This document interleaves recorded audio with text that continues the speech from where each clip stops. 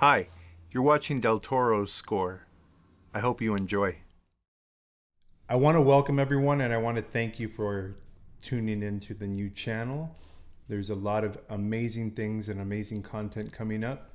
Les quiero agradecer que nos acompañan a nuestro canal nuevo.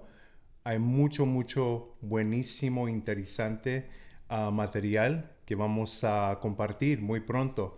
Y hoy tenemos a alguien muy especial, un gran músico, un gran compositor, un gran pianista y un gran amigo, Mr. Francisco Loyo.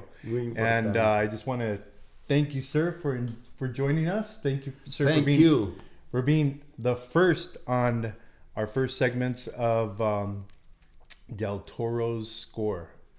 Love that title, Del Toro's score. That's pretty cool, man. I thought it was fitting for absolutely for what we're going to be doing here. Absolutely.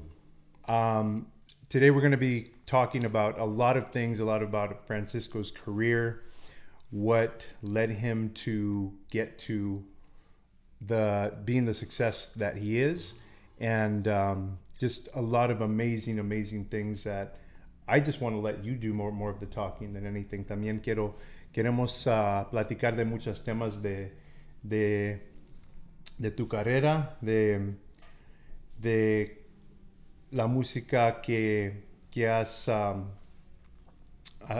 hecho arreglos, your productions, all of that good stuff. So what led you into your career as a musician? ¿Cómo entraste a la música? ¿Qué te inspiró? Anthony, thank you so much for having me here, man. What an honor for me. And being your first interview. That is awesome, brother. I appreciate it very much. We've been friends for quite a while, a long time right now. And it's an honor for me, and it's a pleasure for me to give you this interview, man. I mean, it's just awesome, and thank you for having me. And man, your first question talking about, bueno, para mis amigos en español, le estoy dando las gracias a Antonio por hacerme la entrevista, por darme ese honor. Es un amigo de muchos años, muy profesional, es un músico de corazón, cantante, un musicazo. Y un gran amigo también. Entonces estoy muy feliz de esta situación, de darle esta entrevista. Y me está preguntando, Antonio, cómo empecé en la música, cómo fue, lo hacemos, bueno, voy a contestar primero en inglés. I'm going to answer you first in English. Sounds good. And then I for all my friends in Spanish too, but well, the main reason that I became a professional musician is my brother Gabriel. He's the reason why my brother Victor and my brother Saulo became musicians too. My brother Gabriel, the older, of us, when he was a teenager and we were kids, I mean, he just fell in love with the guitar. He wanted to. And he started playing guitar, and it was a little tough because my dad, we love my dad. He was an awesome dad, but he didn't want us to be musicians, man. His dad was a musician. My grandpa was a musician, was a saxophone player, and it was a tough life because there were like about 6 kids. Taking care of them, it was pretty tough. My dad knew it was a tough career, It's a wonderful career. Oh man, if you want to do it, it's just the best career. But it's a tough one, you know what I mean? And my dad wanted us to be professionals, doctors or whatever. So it was pretty tough for my brother to deal with that, My father was always like, no, you gotta be in school and everything. And but the funny thing is that my father was basically a musician. He didn't play instruments because, well, he just didn't have the opportunity because it was tough times and he had to work since he was a kid, So it was pretty hard for him. But I mean, like, I love classical music. And my classical music love is because of my father. When we were kids, I remember that we used to go to sleep, and my father used to always put classical music to listen at the end of the day. And he played, you name it. I mean, Mozart, Beethoven, Bach, you name it, you know. And we were in bed and always listening to that music, you know. And we were like, you know, I mean, we didn't know nothing, you know. We were just like, it's kind of cool. Many years after, I just go, because of all that love that I have for classical music too, you know what I mean? And there was a character, man, I can stay here hours, Antonio. I'm sorry, brother. That's okay. We're gonna have to do this in many steps. That's brother, all right. We could do installations. We could do segments. Well, I would really love to tell you about a Mexican composer that is extremely important in my life and in many of the kids of that time. His name is Francisco Gabilondo Soler, Mr. Cree Cree. I cry just talking about this guy. This is a genius, a Mexican genius, songwriter that wrote music for kids. And the characters were just beautiful, elephants, rabbits, you name it. And he made a really genius song. I'm talking like the lyrics and the music was orchestral music. And he used Mr. Cricri used a lot of like the top arrangers at the time in Mexico. And they did, for all the audiences, you know, check him out, Francisco Gabilondo Soler Cricri. His music for your kids is incredible. It's in Spanish, you know. But anyway. Y por favor en español. Bueno, es que, ok, para todos mis amigos de habla hispana, para toda Latinoamérica, lo conocemos, obviamente en México conocemos a Cri Cri, lo conocemos muy bien, ¿no? Bueno, especialmente las generaciones de antaño como la mía, ¿no? Y desafortunadamente yo no sé si se le esté haciendo promoción últimamente, no como debería de ser, pero este señor fue para mí, fue increíble. Yo tenía desde 4 años hasta como por los 8 o 10 años yo era fanático de Cri Cri, ¿no? Y fue una gran influencia para mí a nivel orquestal. Yo no sabía que iba a ser músico, no tenía ni idea, pero era fan de él, ¿no? Obviamente después llegaron los Beatles. Love Me Do, 1962, en 1962 fue la aparición de los Beatles. A finales de Beatles gracias a mi hermano Gabriel. Mi hermano Gabriel fue el que traía toda la información, todos los discos, que en esa época los discos son libros para estudiar, o sea... Claro. Los Beatles fueron mis primeros maestros. Francisco Gabilondo Soler fue mi primer maestro a nivel auditivo. Okay. Y yo cuando los Beatles llegaron, yo ya empecé a tocar guitarra a los 8 años. Entonces ya empecé aprendiéndome a los Beatles y fueron mis maestros. Todas las canciones que salían de los Beatles, yo me las aprendí en la guitarra. Fue mi primer instrumento hasta los 20 años, bueno, casi 20 años, ¿no? Entonces los Beatles también fueron extremadamente importantes, muchos años de ello, de escucharlos, y la producción de George Martin, como tú sabes, Anthony, él fue el quinto Beatle, ¿eh? Obviamente Billy Preston cuando entró de tecladista fue fantástico también, ¿no? Pero el quinto Beatle fue George Martin. Ahorita tenemos la oportunidad en YouTube de escuchar, hay ciertos videos en donde tú ves las canciones antes de que llegaran a manos de George Martin, composiciones de John o de Paul o de George, con la guitarra, y luego ya cuando pasaban por la mano de él con todas esas producciones que hacía, con todas. Sí. Entonces George Martin, digamos que es otra gran influencia mía, ¿no? Ahora, yo no sabía que iba a ser músico y empecé a tocar, o sea, tocaba guitarra y tocaba el bajo. Yo el bajo por alguna razón me llamó mucho la atención y empecé a tocar bajo y hasta que mi hermano Gabriel ya empezaba a trabajar bien como músico. Era la ventaja en esa época también, en los años 70, es que había mucho trabajo ya como músico. No existían los DJs, no existía... Sí. Y si querías si querías, tú eras dueño de un restaurante, de un nightclub, tenías que tener música en vivo, y era la moda tener música en vivo. La gente le gustaba ir a bailar y todo. Entonces había mucho trabajo. Mi hermano empezó a trabajar bien. Mi padre vio que sí puede tener puede ganarse la vida tocando la música. Entonces ya como que le bajó, y ya, porque él era fanático de la música también, ¿no? Entonces ya vio mi padre que mi hermano estaba trabajando bien, entonces dijo, pues ok, si Francisco quiere ser músico, pues órale también. Mi hermano fue el que me dijo, tú eres músico, o sea, tú... Sí. Y yo ya empezaba a reprobar en la vocacional, ya mis materias empezaban a bajar, ¿no? Entonces mi papá dijo, no, sabes que ya, ok, me entra de músico. Y pero gracias a mi hermano Gabriel, que él fue el que básicamente me abrió la mente y dijo, tú vas a ser músico. Y sí me di cuenta, ay, mi hermanito. Entonces yo lo adoro a mi hermano, como se podrán imaginar, ¿no? Increíble. Él se sacrificó mucho por nosotros, por Víctor, por Salo y por mí. Fue mi hermano Gabriel Loyo, guitarrista.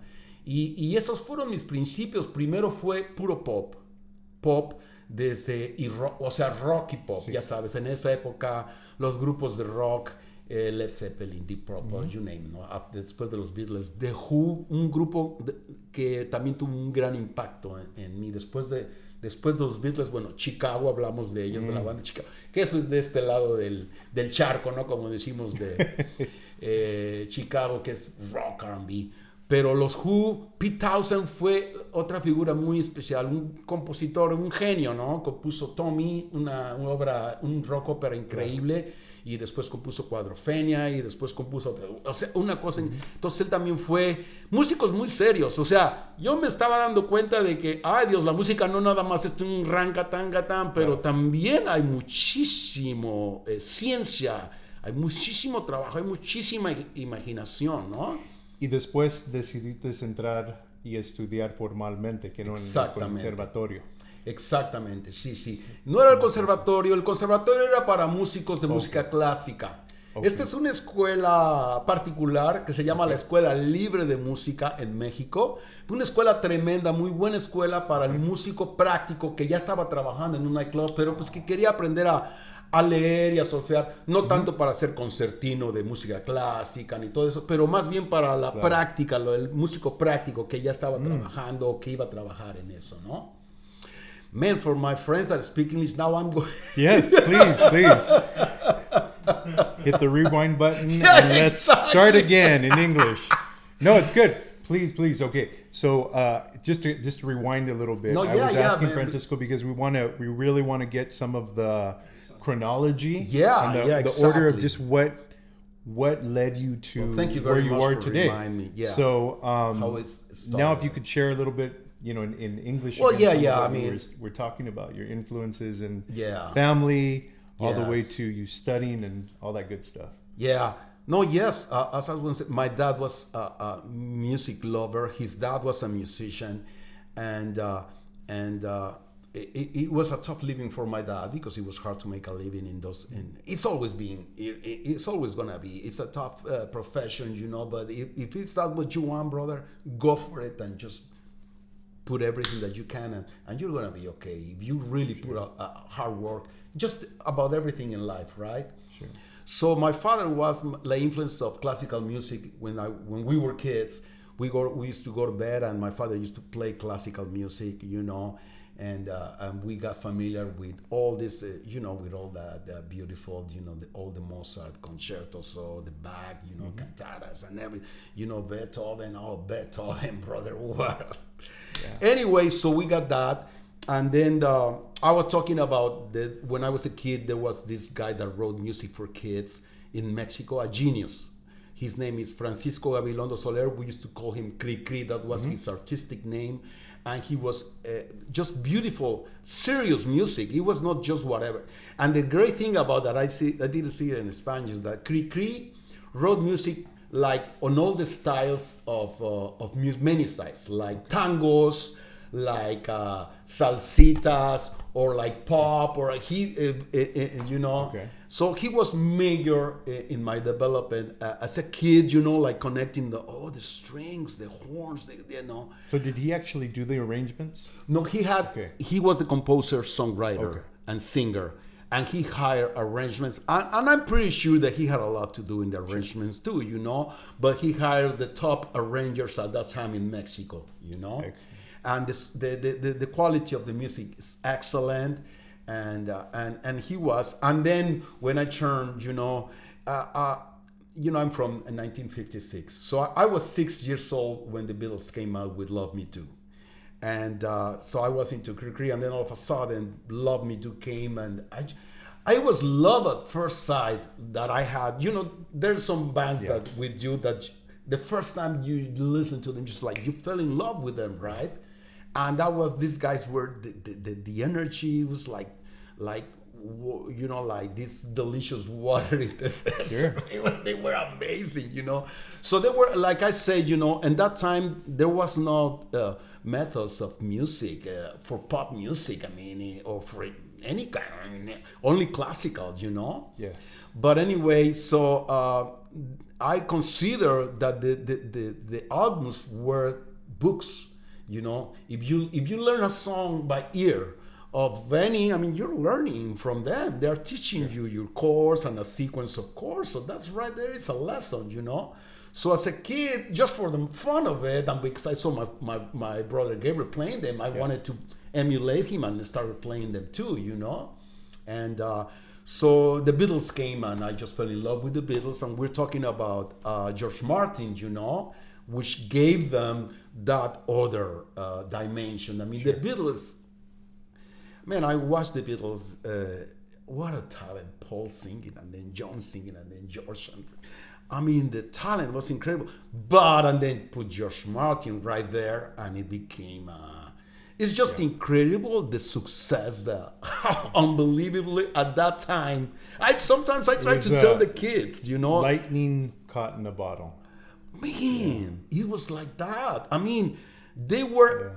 It, brother. I mean, how you dress, how you talk, how your hairstyle, the whole thing. It was the Beatles, brother. The wonders. It was a revolution, and it was just not. My dad used to love the Beatles, brother, and many older. It was not for kids. It was not just for kids. Sure. Yeah, there was some dads that's noise. But there were many dads that were like, no, man, you know what, these guys, there's something going on there, you know? And so the impact that they had on the world was incredible, you know? And from then, it was the whole thing, you know, all this America and the British invasion. Sure.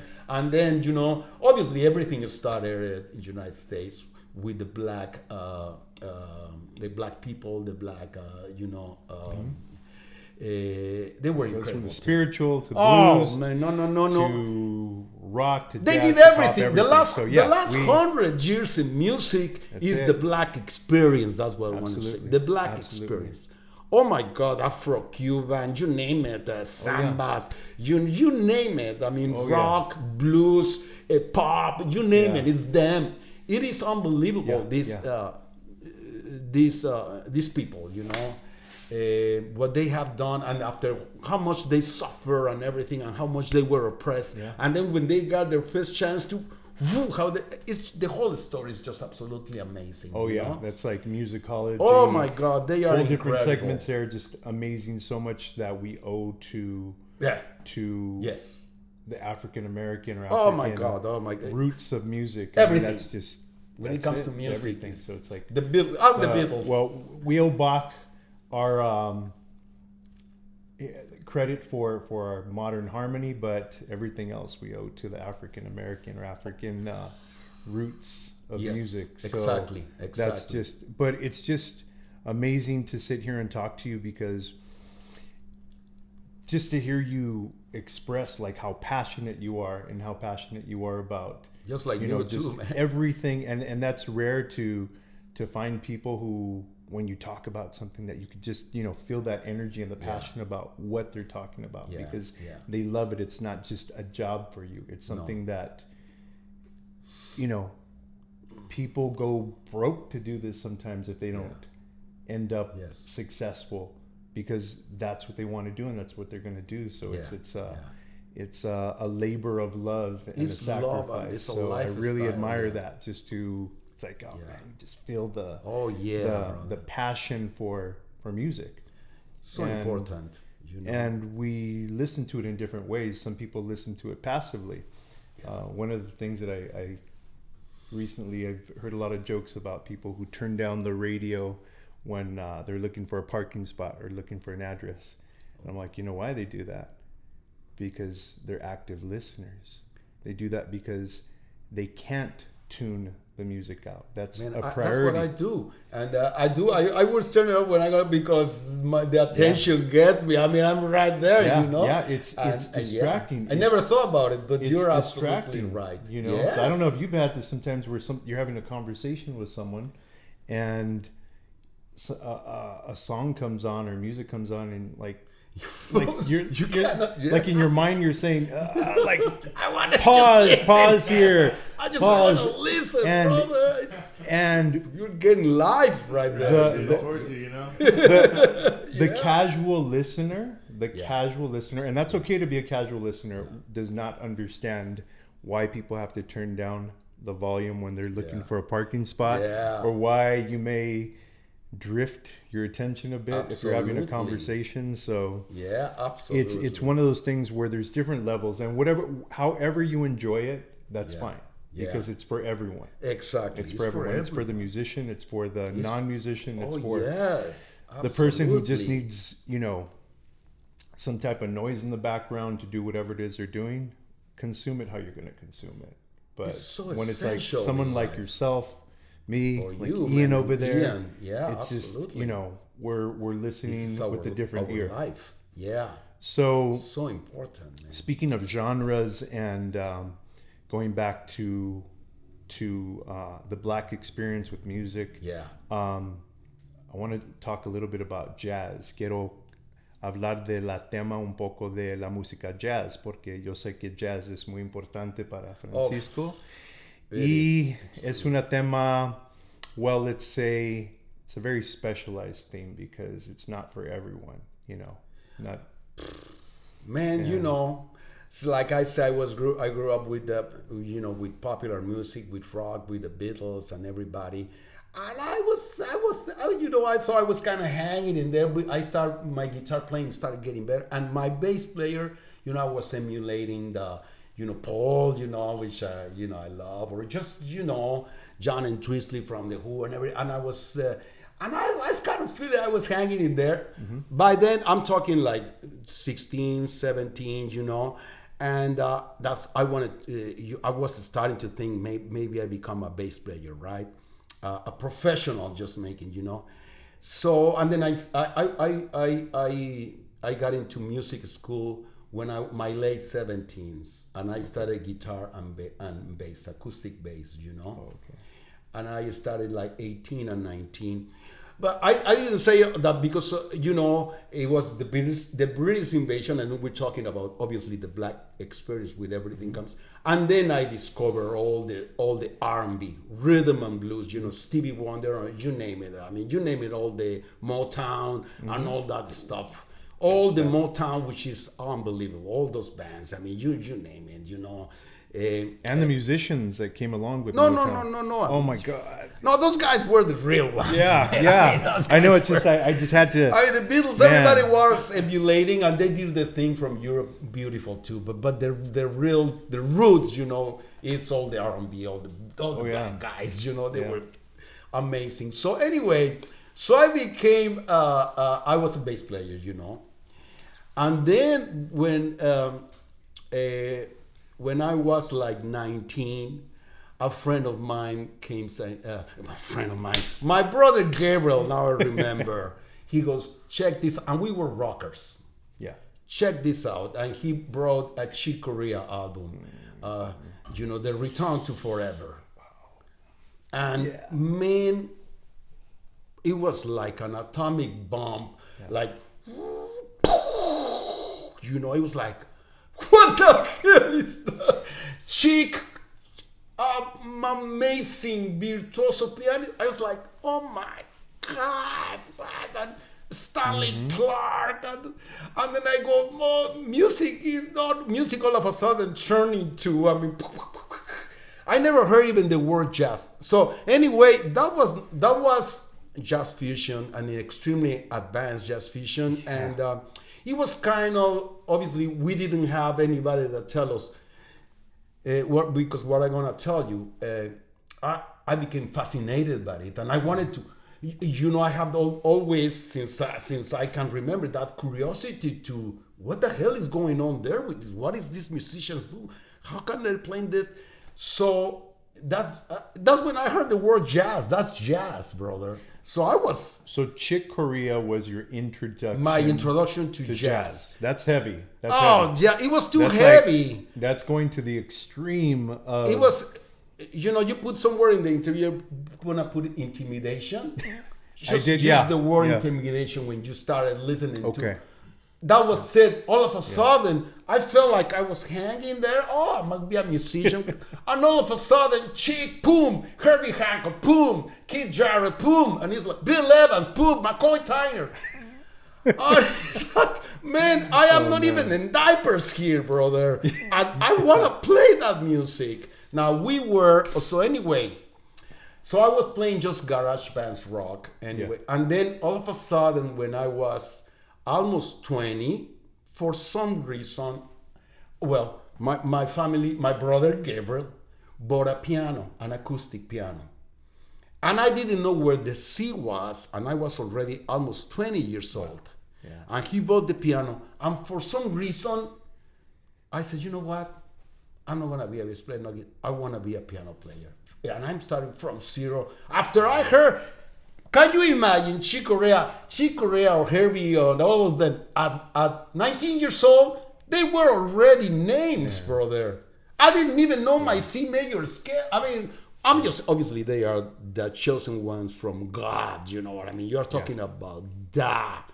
I'm not saying, I'm just saying that if you wanna be a pro jazz player, by the time you're 20, oh my God, you already have all the pianistic foundation and this. I didn't have none of that. So anyway, but I was playing. As I said in Spanish, it was great times for musicians that wanted to make a career playing music, because there was a lot of nightclubs, a lot of work. The nightclubs had to have live music.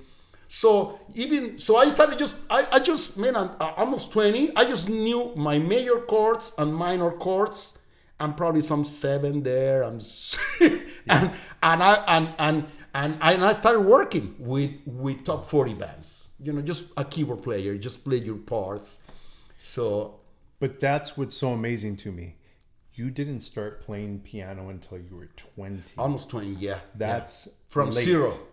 That's extremely late. To get to the point where you're playing as a professional, top musician in your, let's see, how old were you when you started with Luis Miguel?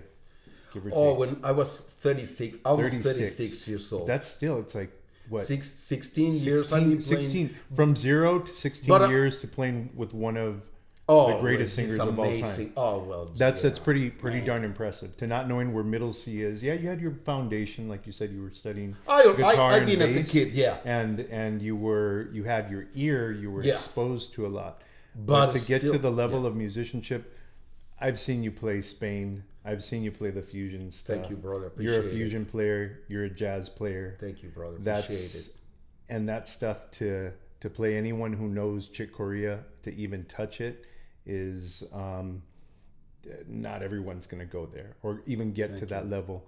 So that's what's so amazing, that you didn't start as that 4 or 5 year old whose parents got them on the piano. There you go. Before they're even learning to read. Yeah, there you go. You started at 20 years old. Yeah. That's late, and it really just shows the work ethic that you must have had to get to where you were. Because it's not like you started at 36. You started at 20, and by 36, you're on board with this a very elite team.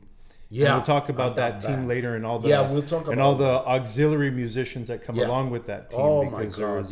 What an incredible experience. People who, that's the stuff that gets me all excited. That's the stuff that gets me. It's like, Oh man, when we But get together and talk to you or Yeah. to Julio or to Yeah. Pablo or something like Yeah. that, it's And like, Lalo oh, man, we eventually. just talk and Lalo and oh my god, yeah. So No, we it could was go on for days, but no, like I said, I mean, we haven't even started, I know, brother. I know. Okay, We're gonna so have to- quiero But it ir was para atrás un sacrifice. poco Sí, y en ya. español quiero hablar Mucho un poco que sacrificio, man. cómo descubriste la música jazz y cómo te inspiró la música jazz, porque obviamente mucho de lo que haces en tus arreglos y cómo tocas el piano es la base es de la música jazz. So, can you... Sí. Bueno, mira, yo siempre, Por favor. siempre he tenido esta... que he querido decir, y gracias a ti por darme esta oportunidad de decirlo aquí, porque siempre yo he sido en contra de estereotipar a los músicos o compositores de que, no, él es nada más jazzista o él es nada más rockero, que obviamente sí hay nada más son rockeros, que nada más son jazzistas todos, pero también habemos, especialmente yo hablo como músico latinoamericano, muchísimos, miles y miles de músicos latinoamericanos. Nos encantan todos los estilos de música y queremos aprender de todos los estilos de música, y no porque yo me encante el jazz no le voy a dar el carácter de lo que es el pop o de lo que es un mariachi, ¿no? Lo que es Claro. Lo que pasa es que, mira, yo siempre he pensado, si tú te vas al jazz, por decir así, que es un sistema mucho más complejo armónicamente, melódicamente, es un nivel más elevado de estudio para poderlo tocar. Sí. De ahí tú ya te puedes bajar, por decir, no bajar de que sea menos, porque ser de música pop, todos están igual. Pero del jazz te puedes pasar al pop y lo puedes entender muy bien. O te puedes pasar a la música tradicional de mariachi y entenderla perfectamente. Sí. Tener el gusto, ¿no? Y el respeto. Por ejemplo, si va a ser mariachi a José Alfredo, pues tienes que conocer a José Alfredo, lo tienes que sentir, lo tienes que respetar impresionante. Sí. Y a todos los compositores de música mexicana de mariachi. No le vas a meter jazz a José Alfredo porque lo vas a desvirtuar, ¿no? Ni no. Tampoco le vas a meter jazz a ciertas composiciones de música pop o rock, o sea... Entonces, nada más la cosa es tener siempre... O sea, hay que estudiar de todo. A mí me encanta el jazz. Y un jazz también raro, surrealista, o jazz normal, o música. Pero cuando se trata de trabajar en un estilo, tener la esencia de ese estilo y nada más, ¿no? El respeto y no desvirtuar. No, lo quería decir, ¿no? Porque muchos dicen, no, pues él es jazzista y no. Claro. Y no es así, ¿no? Entonces, ¿cuál era la pregunta? Ya se me olvidó. No, de cómo descubriste la música jazz. Bueno, en español, ¿quién te enseñó? ¿verdad? Sí, en español para... Como le decía allí. ¿Quién te enseñó la... Sí, como te decía, sí, que cayó a mis manos. Yo después de ser bajista, de jovencito, ¿no? En grupos de rock, mi hermano Gabriel a los 19 años, ya estaba grande, llega con un disco de Chick Corea, de Return to Forever, y fue como una explosión, la verdad, como una bomba atómica. Digo, it's like, wow, man, estos tipos vienen de otro planeta, man. Sí. Y bueno, lo que quería decir también es que obviamente me enamoré, me quedé y dije, yo quiero aprender de eso, ¿no? Y imagínate empezar el piano de cero. Claro. Y a los 20 años, casi, y de repente quieres aprender de Chick Corea o de Herbie Hancock. No, está mal. Pero ¿quién me va a decir? Ni mi hermano Gabriel sabía, porque él éramos autodidactas, nada más estábamos empezando, ¿no? Es que aparte que te quiero decir, en serio, no me quiero dar de que, ay, pobrecito, pero es que ni siquiera con un mapa, tú si vas a buscar algo y ya tienes un mapa, pues ya te vas directamente, ¿no? Claro. Pero imagínate empezar a los 20 años y ¿qué hago para estudiar jazz? O sea, y en esa época, a finales de los 70s, ¿qué hago? O sea, según yo, ¿para qué aprendo escalas? En las escalas, do, re, mi, fa, sol, la, si, ¿de qué me van a ayudar? Sí. Y sin embargo, las escalas son lo más importante en la música en general. Tus escalas tienen que ser como dices, flawless, man. Tienes que tocar esas escalas tremendamente con tu mano izquierda, con tu mano derecha. Después hablamos ya de cuestiones técnicas, ¿no? De cuestiones de estudio. Pero a lo que me refiero es que escuché a Chick Corea y luego después a Herbie Hancock y ya después todos los músicos de mi edad, de 20, 21 años, ya que estábamos trabajando, pues todos enamorados de esa música, del jazz fusión. Fue una época donde estaban muy fuertes ellos, ¿no? Pero lo que quiero llegar es que en lugar de aprender el blues, en lugar de aprender los primeros Charlie Parker, los que son como toda disciplina en el mundo, si tú vas a aprender ingenierías y vas a aprender, tienes que tener gradualmente ir evolucionando y empezar por las bases, ¿no? Entonces imagínate yo 20 años, no saber nada de piano y querer empezar por los de arriba, pues perdí mucho tiempo. Pero lo que te quería decir es que sí, honestamente, estudié, o sea, ya trabajaba, pero en las horas que tenía para poder estudiaba, man, y estudiaba. La verdad que yo soy una persona extremadamente dedicada. O sea, me dedico en cuerpo y alma a la música. Es no nada más a lo que hago, sino que es mi forma de vida. Es un estilo de vida ser músico para mí. Y yo siempre tengo esa inquietud donde estoy, ya quiero ir al piano, a veces estoy acá, ya quiero ir a practicar. Sientes físicamente la necesidad de ir a practicar, ¿no? Entonces yo sí desarrollé eso, ¿no? De que dije, cuando estaba jovencito, desde que digo, cuando ya se decidió que iba a ser músico, ¿sabes qué? Tienes que estudiar, mano. Ya cuando escuché a todos esos super genios, tienes que estudiar. Entonces, exactamente, yo trabajaba y estudiaba en mi casa y de como Dios me dio a entender, sin métodos ni nada. Poco a poco ¿No había YouTube? No.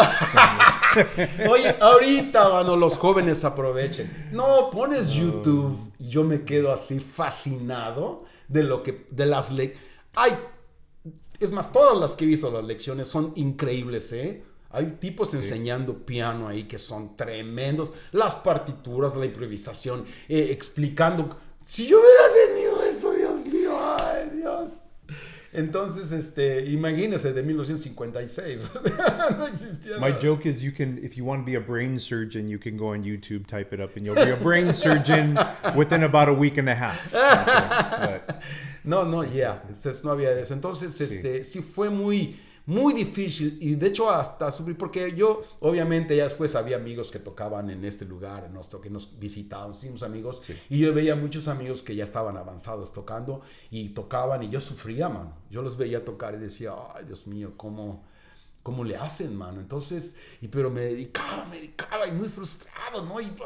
Pero poco a poco empecé a ver resultados, poco a poco, hasta que llegué con Luis Miguel. Sí, porque tener esa meta de aprender jazz fusion a ese nivel, Chick Corea, sí. Herbie Hancock, Headhunters, sí, todo eso es como decir, nunca he hecho ejercicio, pero creo que voy a meterme en los Navy SEALs. Exactamente. La semana que entra. Exactamente. Yeah, it's like pretty much saying, gracias, Antonio. Like my analogy, the way I would say it, I've never exercised before, but I think I'm going to go enroll in the Navy SEALs. Exactly. Yeah. That's exactly like just because like that would be the equivalent musically. Yes.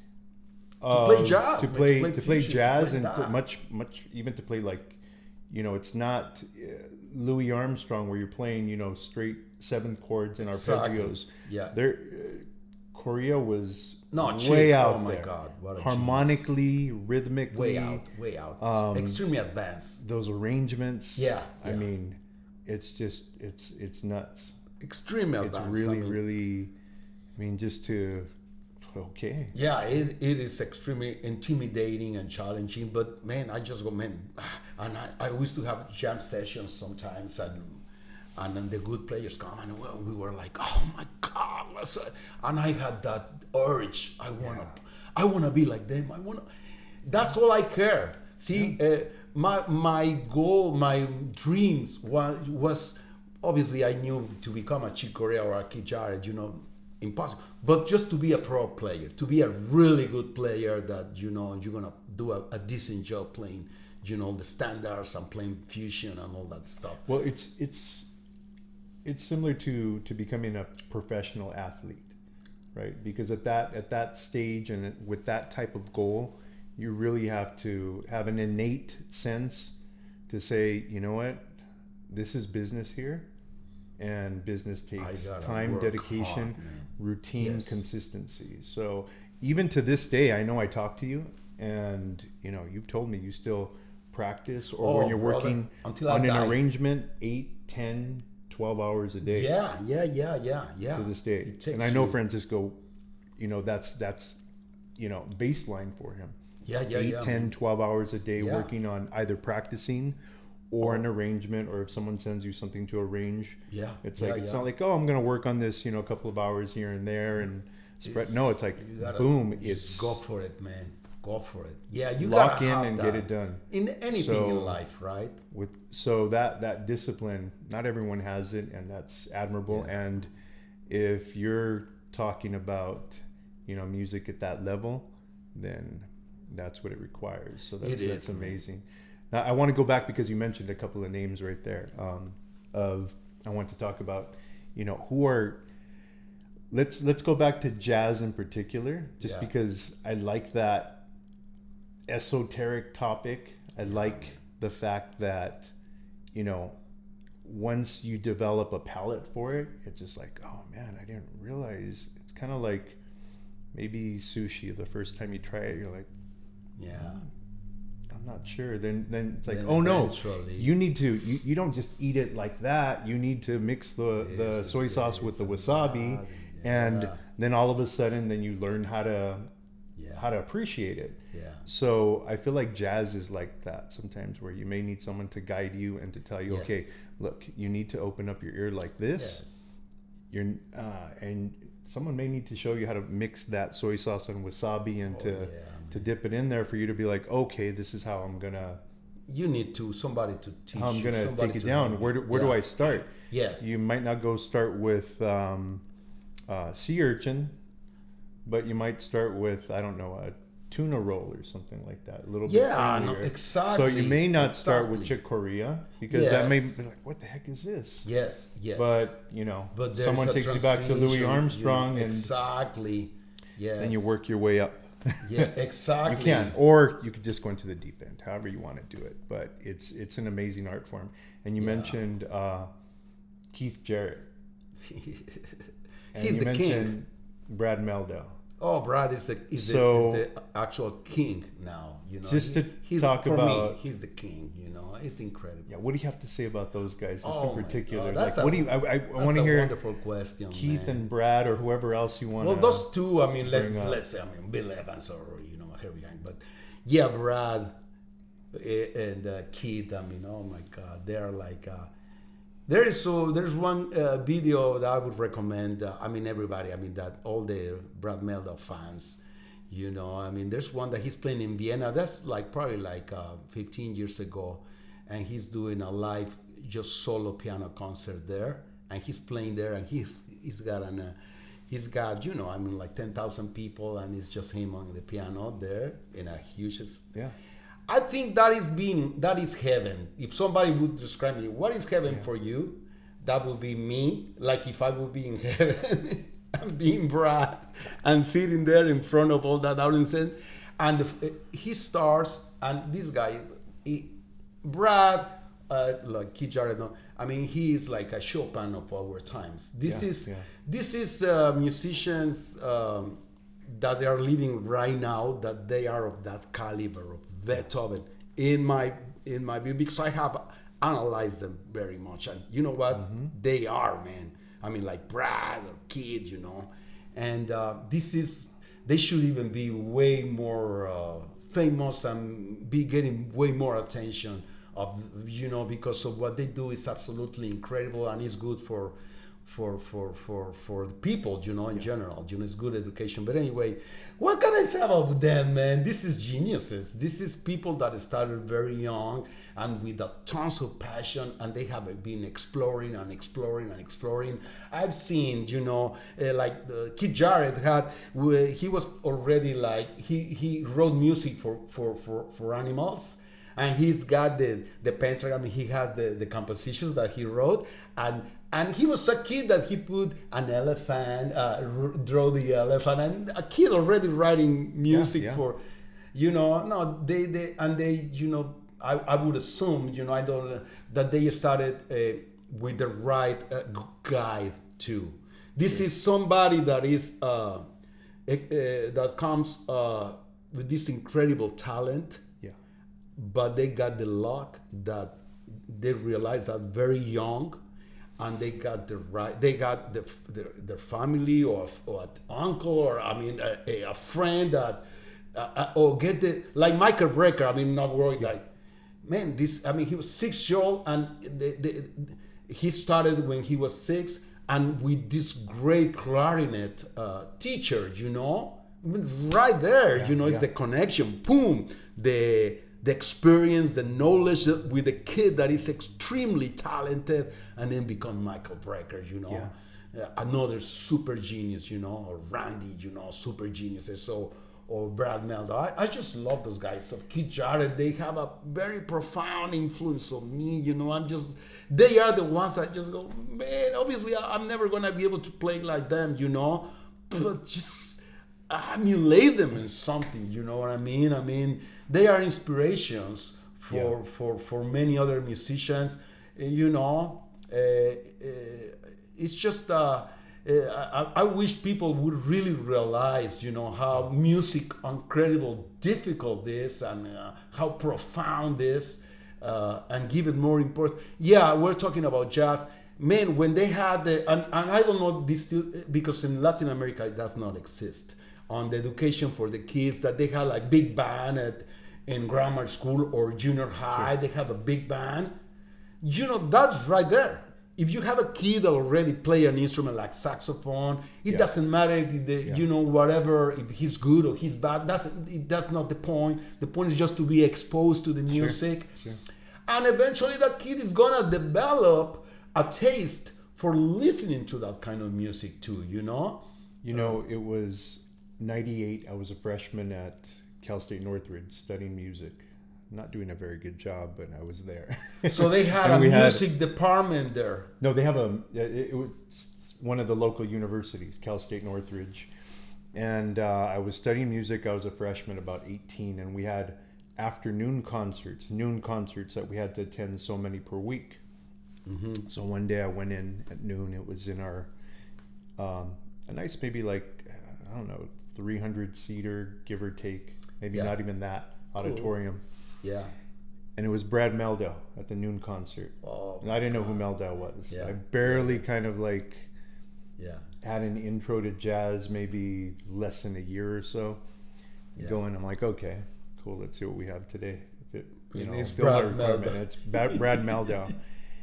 And he starts, and I think it was with his trio. Yeah. And I'm like, what the heck is this? Like, where is this guy from this planet? They keep exploring, Is this guy from this freaking planet? Yeah, and I just remember that concert. There was how many concerts and guest players that came in that one year. Yeah. But Meldo, man, he was just memorable to see him, and just how kinesthetic and just he's like dancing up there on the piano. It's incredible. And you could tell he is completely immersed in that music. And again, that's just, I love music. I'm a music lover. I'm a musician. Yeah. And then there's that level of being, that's like, embodied. Yeah. It's just that music is just embodied, and it was just a memorable, like, what the heck is going on here experience. One of those experiences where it's like, who is this guy? I remember making note of it, and then kind of going to research him a bit, and I was like, what the freak? And then years later I kind of discover how important he is for modern jazz, and he ventures out and he does all these collaborations with people from different genres and stuff like that. Yeah. But he must have been in his late 20s or 30s then or something, because I'm guessing, give or take. Yeah, no, there's some videos of them when Yeah. he was a teenager. Was already playing incredible, beautiful. Yeah, no, he is incredible, man, and no, the level of it, you know, I mean, what he does. I mean, he doesn't look at the piano. I mean, he's like transformed. He's somewhere else, you know, and you know, Brad, you know, it's incredible. Lyle Mays was another one that for me had an incredible impact for several years. I was just a Lyle Mays fanatic because, another incredible musician, you know. Amazing. Just passed away too. Yeah, just 2 years ago, give or take. Yeah, two-ish years ago. Lyle Mays, bro. And I think I heard towards the end he had quit piano to play like billiards or something professionally or something like that. Because he was a great pool player with billiards. And I heard too that he had to build things with what is the name of that game that you in English that you put all the parts and like big time just a game that you build a castle or you be, you know, mexicano in Espanol. Those games for kids, but they build many things. Yeah. So I mean, no, like again, to be talking another genius. Another person who was just totally kinesthetically involved in his playing. Yeah. And but he was just, you know, that's just someone that's the type of person who, and I think most musicians are like this, where when you're at that level, it's just a really cerebral type of person who constantly has to have their brain working. I heard a choral director years ago had mentioned something of a statistic that was taken where the study was that your average orchestral conductor needs to know more information than the average surgeon does, like pieces of information or data or whatever, however you want to phrase it, that the conductor has to have more under their belt as far as information than the average surgeon does. So that's just amazing, because a lot of times people don't realize the work that goes into becoming a musician or, you know, whatever it is, a technician or something that's involved with music. It's a lot of work, it's a lot of study, it's a lot of it's constant. I know it's like you're constantly telling me, you know, I want to get better, I want to get better, I want to get better. Man, it's a lifetime that takes, man. I mean, I cannot imagine anything just more difficult than music. The thing is that it's a science and it's an art, and but the thing about music that makes it extremely difficult is like, well, there's already a school, like classical school, like when you Chopin or, you know, Mendelssohn. I mean, you can Bach. Oh my God, just that is complex stuff, brother. You're talking four voices at the same time, or, you know, and that is very complicated. But the actual live performance, you know, when you're gonna, you know, every single finger with the right dynamic, with the right, and sometimes it's fast passages, you know, and you gotta play live. You gotta be. Those guys are from another planet, man. I mean, when the guys that come and play a Rachmaninoff piano concerto, you know, Julia Wang, you should check. I mean, oh my God, you know. I mean, they come and just flawless, this unbelievably complex stuff, and right there in front of an audience with cameras, it's like, how did you? How did you get to that extreme? It is. I cannot imagine anything more complicated than or Brad.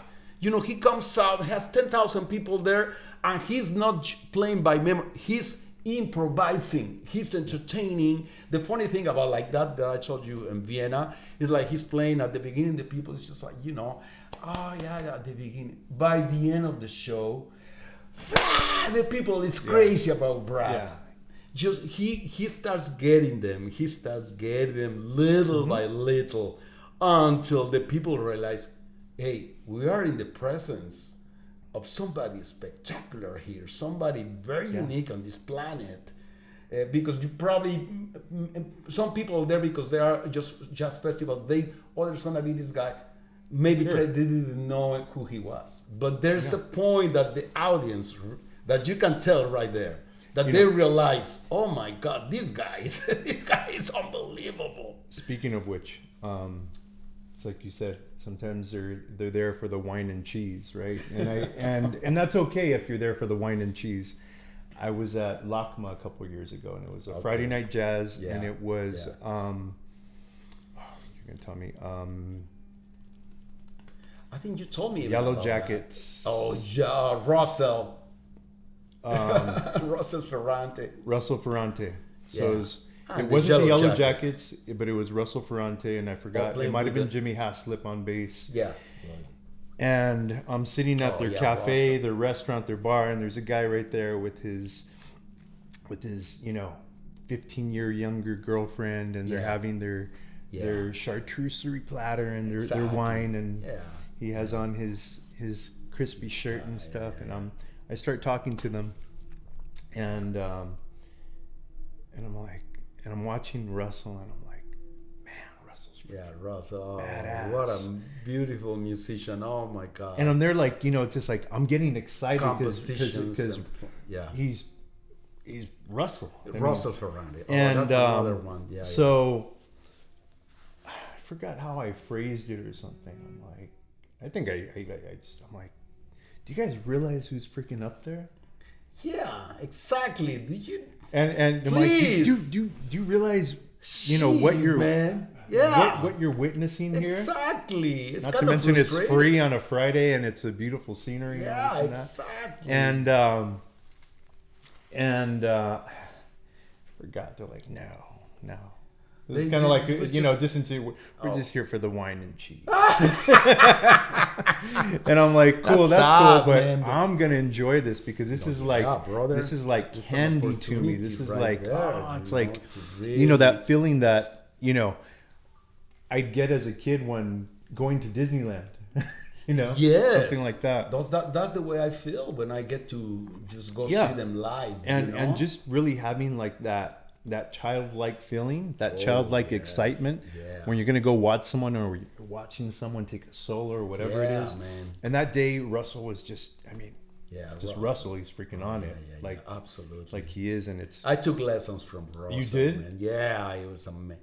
What a gentleman. And it were extremely beneficial for me. Yeah. Pasadena, right? He's in Pasadena, he's from Pasadena. Yes. He's... I think he's an American composer. The thing is that they should be on the Grammys like the American. Is it there like the American composer, not just for pop music, but just a composer? Russell should be.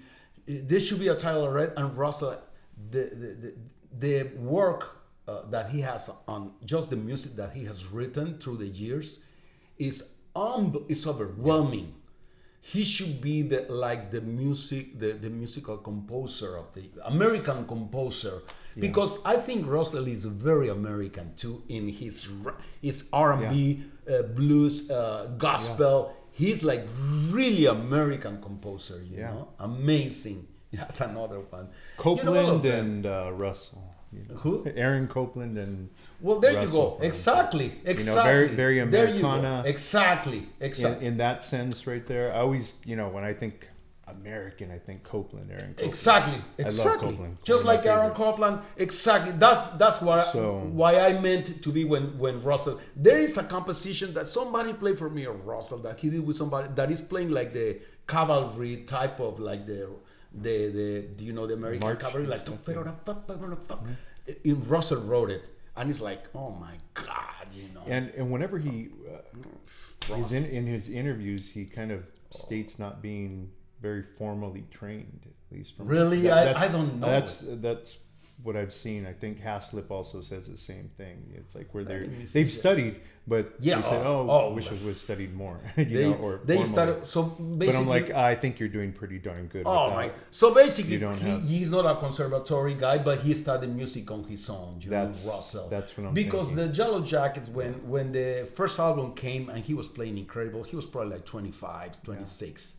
and he already, you could tell, no, his improvisations, everything. He probably started very young too, but like you just told me, I mean, on his own, and he probably got with friends and stuff. And but now, speaking of studying, you mentioned that you studied with Mr. Claire Fisher. Oh well, I kind of want to hear some words about Mr. Claire Fisher. What another genius! Genius. Claire is very unique in music too, and it's frustrating. And I would dare to say that he was frustrated too with the fact that he didn't get the recognition that he completely deserved as another American musician, you know, an American innovator. Yeah. I mean, his concept of harmony, it was just him. I mean, now we're talking about Herbie Hancock and Chica. Well, I have read from them saying that they study Claire Fisher. Sure. Because of how incredible he is. The reach harmonically, how can they get that reach to get into that world so profound of he's not playing you know, we think C major, F minor, he's not playing chords, he's just playing just voicings. When he sit at the piano, you never really saw a normal chord that we play D minor. Yeah, you play. I just watched. He was playing. He was already. Yeah. You just see the hand just going free all over, and a super genius. Claire Fisher. You would go to his house to study. I would go to his house. Yeah. I would dare to say he liked me. Well, I'll tell you why he liked me. Because I was Claire. That's just like with Russell. Russell, I wasn't even Russell. You're Russell Ferrante. And he was like, yeah, Francisco, yeah, it's all right. Just take it easy. The same Claire. He was like, we're not worthy. Right. Yeah, exactly. That was me. Yeah. And he liked me, so he was pretty cool when I was with him, and he liked. I'm gonna say something that, you know. And one day in my lesson. Yeah. I just say, because I want to be able to do my next lesson because I have a gig and I have a rehearsal at the Musicians Union in LA. You know, the Musicians Union. We have a rehearsal there. Oh, when you have to rehearse them? And I said, date, you know, this day. And Claire Fisher, right? Sure. Oh, and I took my lessons. Claire, you know, and that's I went. And my rehearsal. All of a sudden, Claire Fisher shows up at my rehearsal with the band, man. That's cool. Oh my God, I gotta cry, man. Claire Fisher came to check me out in my rehearsal, man. That guy didn't need to show up anywhere, and he would still be Claire Fisher. No, Claire Fisher. Yeah, exactly. No, he liked me. Man. He said, this kid, That's you cool. know. I mean, really cool. he is passionate about, because obviously I knew his many of the stuff that he has done, and I told him, and he realized I'm not. Oh, this kid knows. You know, I was like 20, 24. You know. Because, we never say that, I came to the States and, oh my God, we gotta stay. We gotta stay here. ¿Qué onda, Claire? But anyway, see, Claire was amazing, teacher, you know, and I learned a lot from him, you know, his harmonic concept. I didn't grab it totally because I was a kid and I was stupid. I was, you know, the girls and the whole thing, and then eventually I didn't go, man, you know, to the lessons. Stupid me. I didn't take really good, but I learned something out of him, you know. But I'm sure that's another one. Yeah, man. What he did, you know, I love it when he went because he played jazz and everything, obviously, you know. But when he got the Afro-Cuban salsa and he blended into his own thing, jazz, the salsa picante for everybody. Salsa picante, everybody that doesn't know Claire Fisher, just Claire Fisher salsa picante. Oh my God, you're gonna have a ball, brother. Oh yeah, you know. Yeah, I think that's a good intro for Claire Fisher because everyone loves the Latin rhythm. Oh yes, content and stuff. Yeah, if you really want to go into it, then his solo piano stuff. His solo piano. His vocal jazz arrangement, Singers Unlimited. Oh my God, for all the the so beautiful. I mean, that's like Manhattan Transfer, Exactly. New York Voices. Well, like, Manhattan got a lot from them. That's what I'm saying. From Claire Fisher. That Absolutely. was, their Yes. base for arrangements Exactly. and stuff like that. Yeah, he was a pioneer in all that sound. Yeah. But that's, Prince hired him as an arranger. Oh, so yes. When I was taking lessons, Yeah. he was working for Prince. Yeah. Which is pretty cool. He respect Prince because pretty much. Prince had that ear that Prince had super talented. Yeah, Prince. elephant ears. He could. Super talented. Yeah, artist. He knew. Yeah, but I just wanted you to talk a little Claire, bit about. So I had all those, like I said, I was very fortunate that there was a lot of work in those years for if you have good ears. And if you just play really basic, you gotta get it, man. You gotta get it. So I was working, and that's how and now my brother Gabriel, it was obviously, but I have some other friends that brought, check this out and check this other, and we were growing, and it was just this excitement about music, about jazz, and then all the styles, there was another musician that in my teenagers, it was Keith Emerson, another one that was extremely unique for me because I was with the Beatles, and then I thought, like I said, music is just a lot of fun and just come up with it. Because the tough thing about pop music, the incredible is coming up with a song. Play the song is not gonna be difficult, like comparing with Chic or Kid, that is difficult playing. But in pop, playing the song is not as complicated as write the song, right? But anyway, I just, I wanted to be a composer, like writing songs. And then my brother came with Emerson, Lake and Palmer. And that was an album called Tarkus. That album was the first time that I just go, oh my God, I'm gonna be a musician, and man, I gotta study, brother. I really have to study because this is, that is another genius. Keith Emerson was another genius. What he did, right now there's some symphonics around the world that are playing his music, and a big orchestra, and it's incredible, Anyway, I went back because I wanted to mention Keith Emerson too. His piano playing is ridiculous, But I was doing all that, but pop music was my living, my bread and butter, and I loved it. I loved, I was working in Mexico City. I always wanted to get out of Mexico City because of the altitude. It's a tough city. It's a wonderful city. Wonderful people. I grew up there. I'm a chilango myself. So, me paso a español. Está bien, no te preocupes, aquí somos bilingües. Habrá español tiempo, también, por favor, porque habrá tiempo quiero para que... todo, man. Sí, claro. Hacer... Pero yo me quería salir de la Ciudad de México porque es una ciudad muy difícil de altitud, la altura, principalmente a mí me afectaba mucho. Y pues sí, el smog y todo eso, ¿no? Es una ciudad. Entonces yo me quería ir a la playa y me fui a Acapulco. Y ahí con unos amigos míos empecé a trabajar en Acapulco en los años 79. Okay. Del 79 al 82 trabajé en Acapulco y era un paraíso Acapulco. Era algo tan maravilloso que muy tristemente ya no existe. Bueno, acaba de pasar el huracán, pero mucho antes ya Acapulco bajó. Muchos problemas políticos y todo. Pero era un paraíso ese lugar. Era increíble. Y nuestro sueño era venir a Estados Unidos.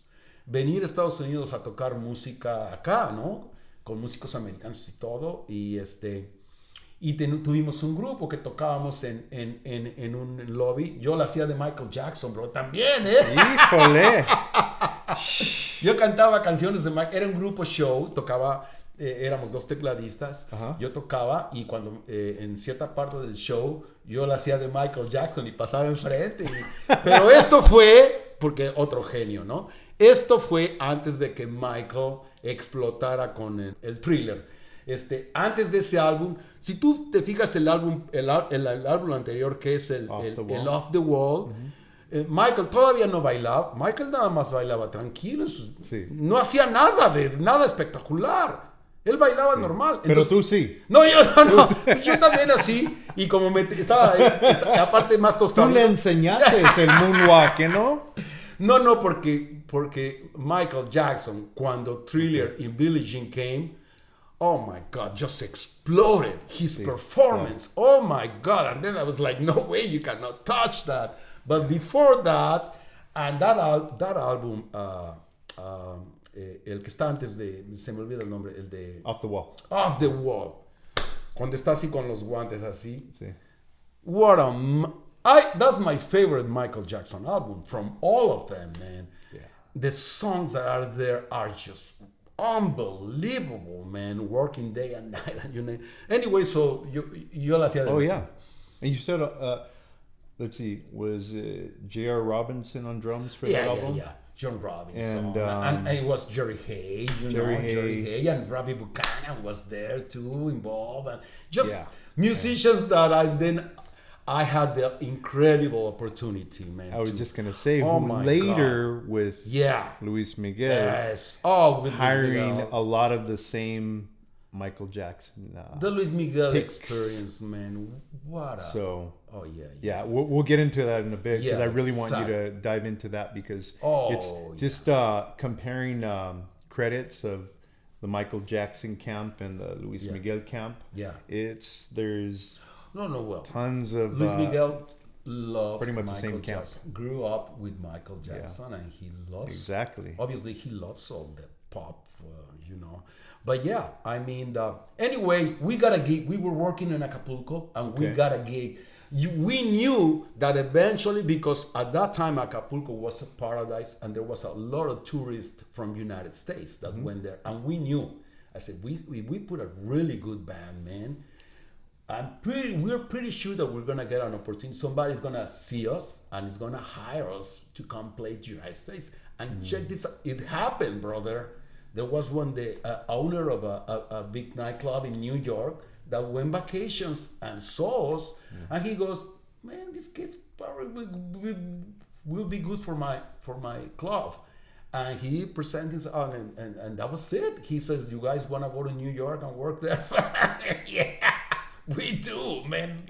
You don't have to pay us. Just get us out of here. Just get us there, yeah. So anyway, that was our ticket to come to United States in 1982. So the Acapulco. Manhattan. Manhattan, yes, that's New York yeah, City. so I was Mexico City, and then Acapulco, and then Manhattan.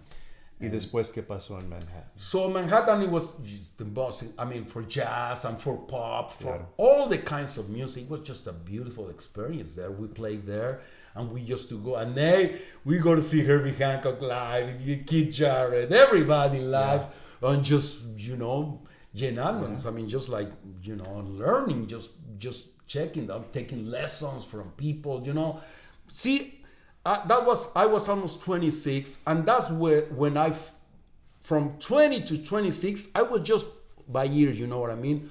Obviously, I went 2 years in music school. I knew how to read kind of decent, Mm-hmm. But anyway, jazz, I didn't know nothing. So anyway, and at almost 26, went to New York, and my first piano lessons was Andy Laverne. This is a New York incredible piano. And so basically, I just started learning just at 25, man. 26. That's when I started. Well, he said, you gotta play your scales, and I even say, scales? Idiot, you need to know your scales if you want. What are you talking about? The scales are not good. Practice your scales. So that's how I mean, okay, so Andy Laverne was the first one, but I was old, brother. I was 25 then, This ain't Sonora Dinamita, buddy. Qué bonito. He's no, this ain't tu cucu. This ain't tu cucu, brother. This is the real thing. Exactamente. So yeah, I just started formally learning jazz with him, with Andy, and so that was it. But playing pop music, just playing playing pop, and I barely play solos on the synth. and my blues scale was, that saved me all those years. Just the knowledge of my blues scale, because in pop music, if you play a solo on pop music of especially the 70s, 80s, and it's a bluesy, it's gonna be a bluesy. If it's a synth solo or even sax, it's gonna be blues. It's gonna be blues. So I learned my blues scale, and which is extremely important for all those piano players, all those musicians. You gotta learn how to play the blues, brother. I don't care what style of music you play. Learn how to play the blues. That is what I say. Instead of starting with Chick Corea and Kid, started the blues. That's where they started. They started learning the blues and all this, the big band era and all those songs. Eventually they develop into Stray Ahead and all that. But so that's when I started my jazz. And I was already 25. That was in New York from 82 to 85. And then in 85, my friends, Mexicans too, that were from Mexico, Lalo was playing with them. Okay. And Carlos was playing, he was the musical director for that band. They got a gig. No, they got a gig. We were playing in Acapulco. This is two bands. Okay. This is Lalo and Carlos Murguia, and that's me with Pepe Hernandez and Nanda. These are great friends, and my brother Victor in this one. And we got the gig in New York, and then the next month they got the gig at Disneyland, which was incredible too, man. Okay. So these two bands, Mexican bands, came almost at the same time to the United States. One in New York, as with me, with my friends, and the other one is Lalo and Carlos Murguia at Disneyland, and they called me, and they called my brother a year before, and then they called me to come and work at Disneyland. I was having fun in New York, man. Por favor, en español, esa parte. Sí, le estoy platicando, Antonio, la parte en donde cómo llegamos a Estados Unidos. Estábamos trabajando en Acapulco, una banda, mis dos grandes amigos de Acapulco, Nando y Pepe Hernández, grandes. Nando, tremendo pianista, y Pepe, los dos son increíbles, ¿no? Mi hermano en la batería, con Horacio Jiménez, gran guitarrista y cantante en la guitarra, y yo, ¿no? Lo teclado. Y siempre decíamos, vas a ver, nos va a salir un jale en Estados Unidos. Vamos a estar aquí. Acapulco era perfecto porque llegaba mucho turismo americano.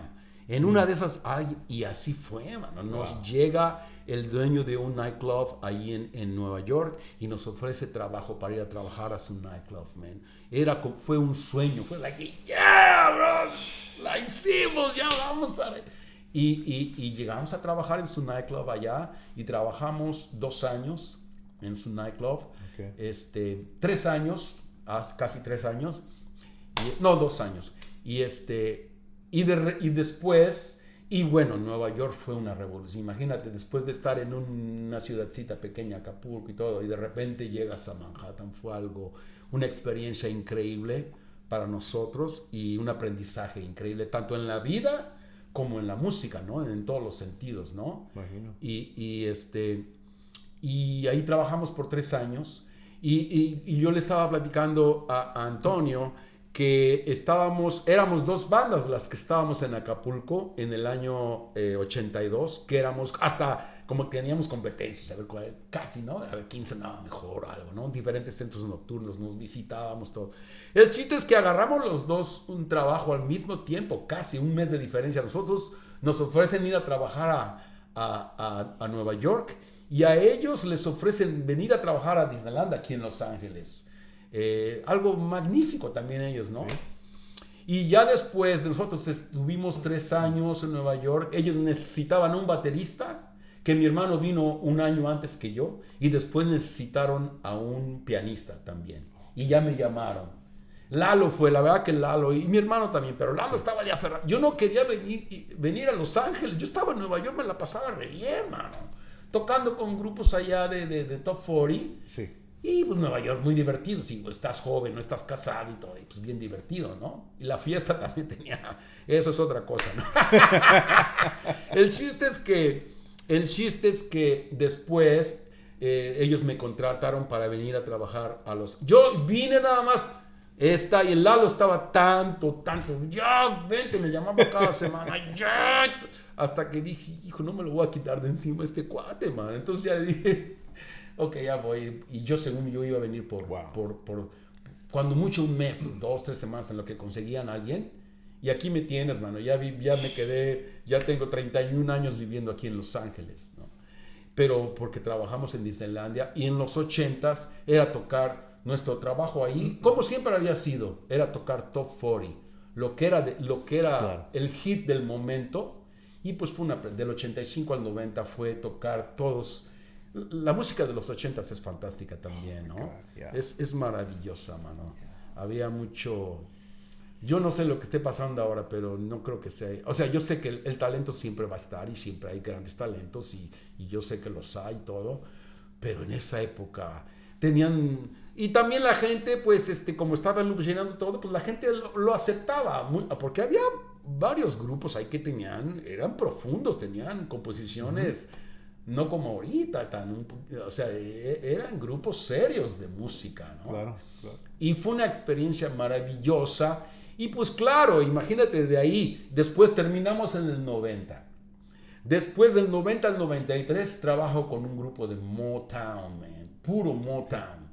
Teddy Pendergrass, I mean, you just name it, Luther Vandross, with this great con estos increíbles, un grupo de negritos de Newport Beach, Derek and the Diamonds. Derek, gran cantante de R&B, y 3 años puro R&B, ahí nos bañamos de todo, lo más del R&B, y que veníamos del pop, y después ya entramos a Luis Miguel, que era perfecto. Imagínate, teníamos, y ya lo conozco, bueno, lo de Luis Miguel, Dios mío, ¿y quién tocó con el grupo de R&B? También Lalo y Carlos Víctor, no, Carlos también tocó con el grupo de R&B después de nosotros. Pero Víctor, Lalo y yo entramos al mismo tiempo con el grupo de R&B. Okay. Para eso nosotros en Disneylandia habíamos tenido a un guitarrista que se llama Kiko Cibrián, que es el director de Luis Miguel ahorita. Bueno, él era el director en esa época. Bueno, espérate. Kiko recibe primero la invitación para trabajar con Luis Miguel porque alguien de la gente de Luis Miguel lo vio tocar, y Kiko es un guitarrista increíble, mano. Es un guitarrista increíble. Kiko es de Tijuana. El mejor guitarrista con el que yo he tocado. Sí, es de Tijuana. Sí. Y Kiko, bueno, desde muy joven, recibió la información. Yo no sé, nunca le he preguntado cómo fue que él llegó, porque desde que tocábamos ahí, nosotros estábamos aprendiendo y todo, Kiko estaba avanzado ya. Kiko ya estaba como en el siguiente nivel de conocer su instrumento e improvisar lo que es el R&B. Aparte el sonido que él tiene, el sonido de Kiko era espectacular, mano.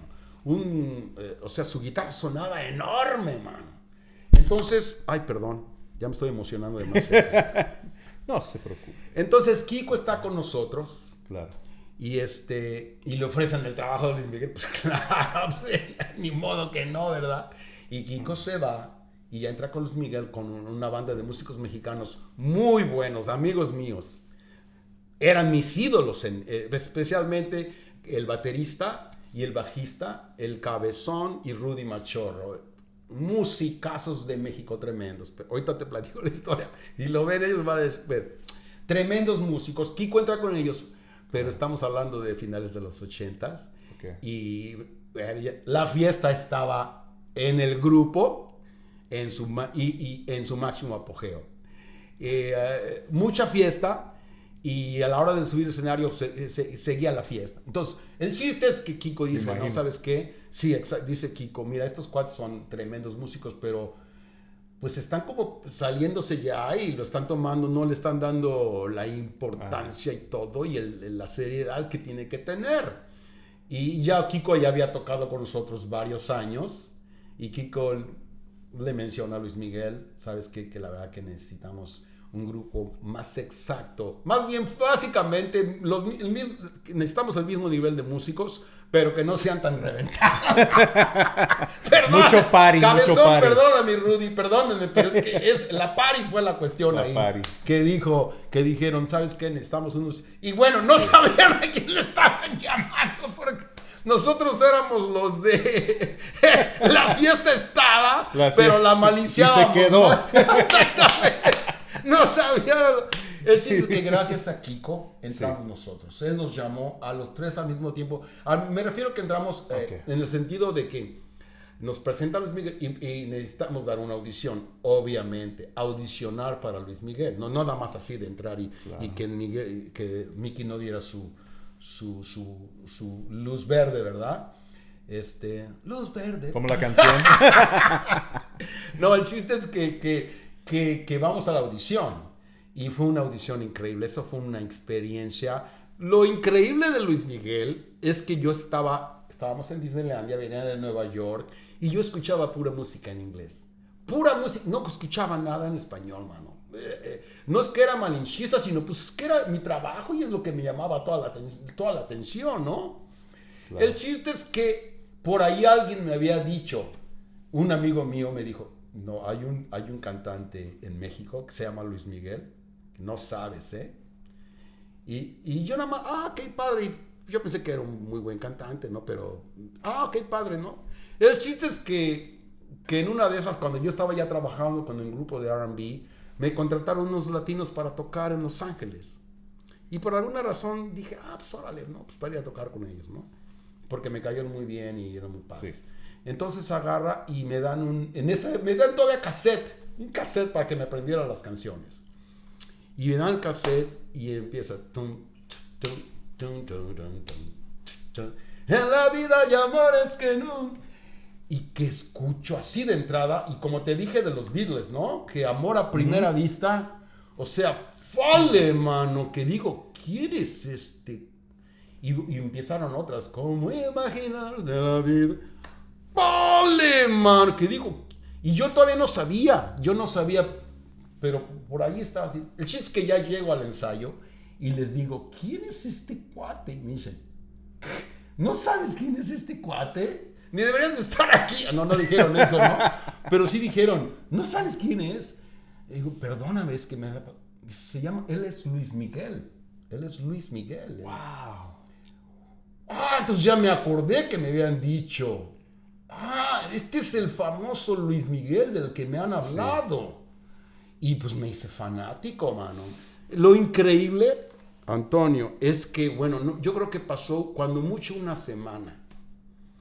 Y ya hice el jale con ellos y que me llama Kiko y que me dice, no, Panchito, ¿cómo está? Ahí está, ahí acá. Vamos así, dice, oye, ¿te gustaría entrar con Luis Miguel? Man? Aquí está la forma. Y yo así, pero marca. Nada, eso fue la llamada. No hablamos nada más. Además así. Y yo, márcale, pero ya, pasti. Y dice, ok, ahí te voy avisando cómo va a estar. Ya cuelgo yo. Ay, güey, fíjate, me acabo de hace una semana. Y ahorita ya me están ofreciendo. That's crazy. No, gracias a Kiko. Increíble. Kiko, sorry. I He's have the to one. go. His guitar playing. I always say he has this incredible mixture of his rhythm is his rhythm is ridiculous. It's like his rrhythm is like when on Paul the computer Jackson you can Jr. quantize on the computer. Yeah. You don't need with him. I mean, his pocket is just ridiculous. His sound, his tone, his approach to. So he's like, I say he's like Paul Jackson Jr. on rhythm, similar. I don't want to say. And then you got Michael Thompson and Landau for the solo side. Yeah. And then the tone, you got, again, Michael Thompson and Landau for the solos. Yes. And I know, it's all that same camp right there, but he's just a freak of nature. Because to have that solid and that much groove in the rrhythm, unbelievable, in his rhythm playing with him to have those leads, just again, it's just like what's his name? Landau, the guy that worked with David Foster, the producer. Think of his name. Guitar player, session player, played on Asia. Oh my God, yeah, God, I know right which now. one you're Hold talking on, you know who I'm about, talking about. man. And he's one of my favorites, and right now I'm just stumped right now. Yeah. I mean, Played the solo on Peg. yeah. Jay Graydon. Yeah. Jay Graydon. Duh. Well, see, but there's a Yeah. lot of similitude between Yeah, those right two there. guys because Jay is a producer, composer, arranger, and Kiko, you know. Exactly. So you could say that, He's like the Mexican Jay Graydon. Exactly. He is. No, he is. Writer. Man, he's incredible. Now, when it comes to his playing and his writing and what he does is top quality, you know. But his playing is really, really something, man. Oh yeah. And the sound, he can just play a few notes and it's like, woo, you know, it completely makes sense, you know. Yeah, just a very talented guy, extremely talented, very talented. Yeah, In many facets. So yeah. So you're with Luis Miguel now. So and then, oh my God, let me tell you about that audition, man. Te la voy a decir en español, porque, Por favor. Yo era de eso. Mira, lo que pasó es que nos llama Kiko y nos dice a los tres, ¿no? Uno por uno, que va a haber una audición para no sabe cuándo y que nos va a avisar para la audición. Entonces eso fue como por febrero y pasaron varios meses y de hecho hasta me dijo, ¿sabes qué? Hagan las canciones, aprendes estas canciones, ¿no? Aprendes estas. Y yo más o menos las chequé, pero yo estaba trabajando bastante con el R&B y no me dio tiempo. Y de repente pasó 1, 2, 3 meses y yo dije, pues ya no se va a hacer, ¿no? Que no nos llamaron, ya se andaban. Y de repente me llama, Kiko nos llama, ya está la audición en 2 semanas. Y yo no tenía, y la verdad que, en serio, porque yo no soy así, pero yo pensé que ya no se iba a hacer, hermano. Entonces yo no estaba listo. Más o menos me sabía las canciones. Pero yo dije, 2 semanas. Para no hacerte el cuento largo, eran 3 canciones. Pupilas de gato, Tengo todo excepto a ti, y había otra, ¿ves? Y digo yo, tenía un MC500, MC500 Roland Sequencer, los primeros que había. Y digo, la voy a empezar a programar, porque para no nada más tocarlas así, sino tocarlas con violines. Entonces empecé a trabajar con haciendo todo el arreglo. Yo saqué todos los violines, todo, pero todo así, ay sí, de a 12 horas al día. Mira, para no hacértela tan larga, y trabajando también, porque tenía que trabajar. Entonces andaba yo. El chiste es que llegamos al Record Plant ese día de la audición. Estaban ellos grabando el disco de Aries. Discazo, ¿no? Estaban ellos grabando y nos dieron un cuarto ahí para poner nuestro equipo. El chiste es que yo terminé y todavía no terminaba de hacerlo todo. Y ya estábamos ahí, a punto de Luis Miguel de entrar. Entonces yo empecé a sudar de nervios, man. El chiste es que agarro y digo, ya terminé. Y le digo, pum, y me dice, no tengo clic. El chiste es que agarro, ya le busco. Ay, y yo de tecnología yo no soy, como tú lo sabes. No es, pero lo pongo. Y ya, de repente a ver ahí. Ya lo tengo. Y nada más dice, ya lo tengo. Se abre la puerta y entra Luis Miguel, mano. Y yo así, pero bañado. Oh, man. Y Luis Miguel, ¿cómo está? Pipa, ya sabes, ¿no? Super padre, super cool es Luis Miguel, cabrón. Entra Luis Miguel, serio, pero hola, ¿qué tal? Ya se sienta, ¿no? Pues se sienta enfrente de nosotros, ¿no? Está así sentado, ¿no? Y pues vamos, y no hubo tiempo ni de ensayar con nada, no hubo tiempo de nada. Pues digo, Dios, pues vamos, ¿no? Tengo todo excepto a ti. Yo no sé qué pasó, Antonio. Y yo estaba así, mira, me temblaban las manos así. Pero Víctor y Lalo estaban bien tranquilos. Y yo estaba así, no podía controlar los nervios, ¿no? Y agarré, pues la pongo y empezamos a tocar. Y sonó increíble. Pero sonó, man, the sound. Oh, man. Te lo juro, sin haber hecho mix o algo.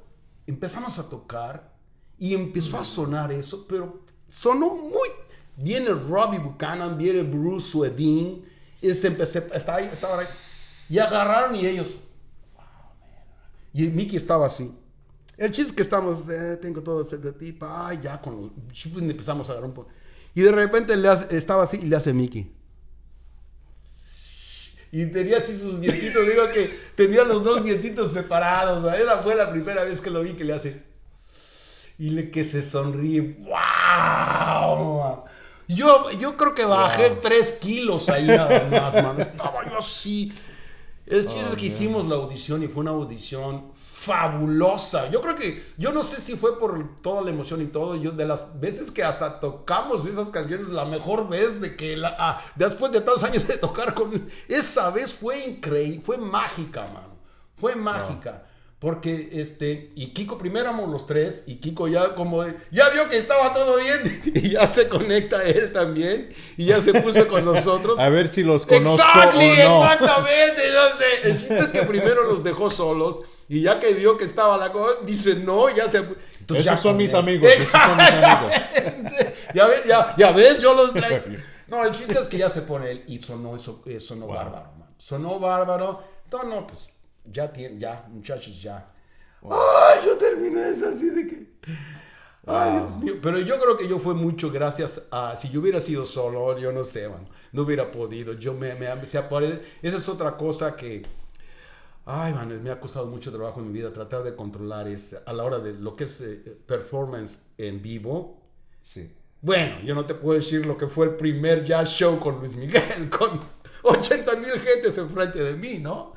Pero bueno, fue una audición fabulosa y le caímos bien.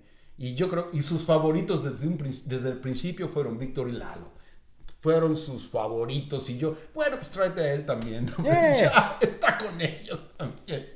Ya que está. Sí, y bueno, pues la experiencia de él, pues la verdad que con Mickey, pues es que venimos de una fuente musical muy en cuanto al pop. A él también le gusta el jazz, ¿no? Obviamente no lo va a decir, bueno, no digan que yo dije, pero a él le encanta, obviamente es un genio, él es increíble. Entonces él le encanta toda la música, le encanta Rachmaninoff, pues perdóname que estoy hablando de él, pero a él le encanta la música en general, padrísima, ¿no? Pero me refiero todo el idioma pop muy semejante al de nosotros. Sí.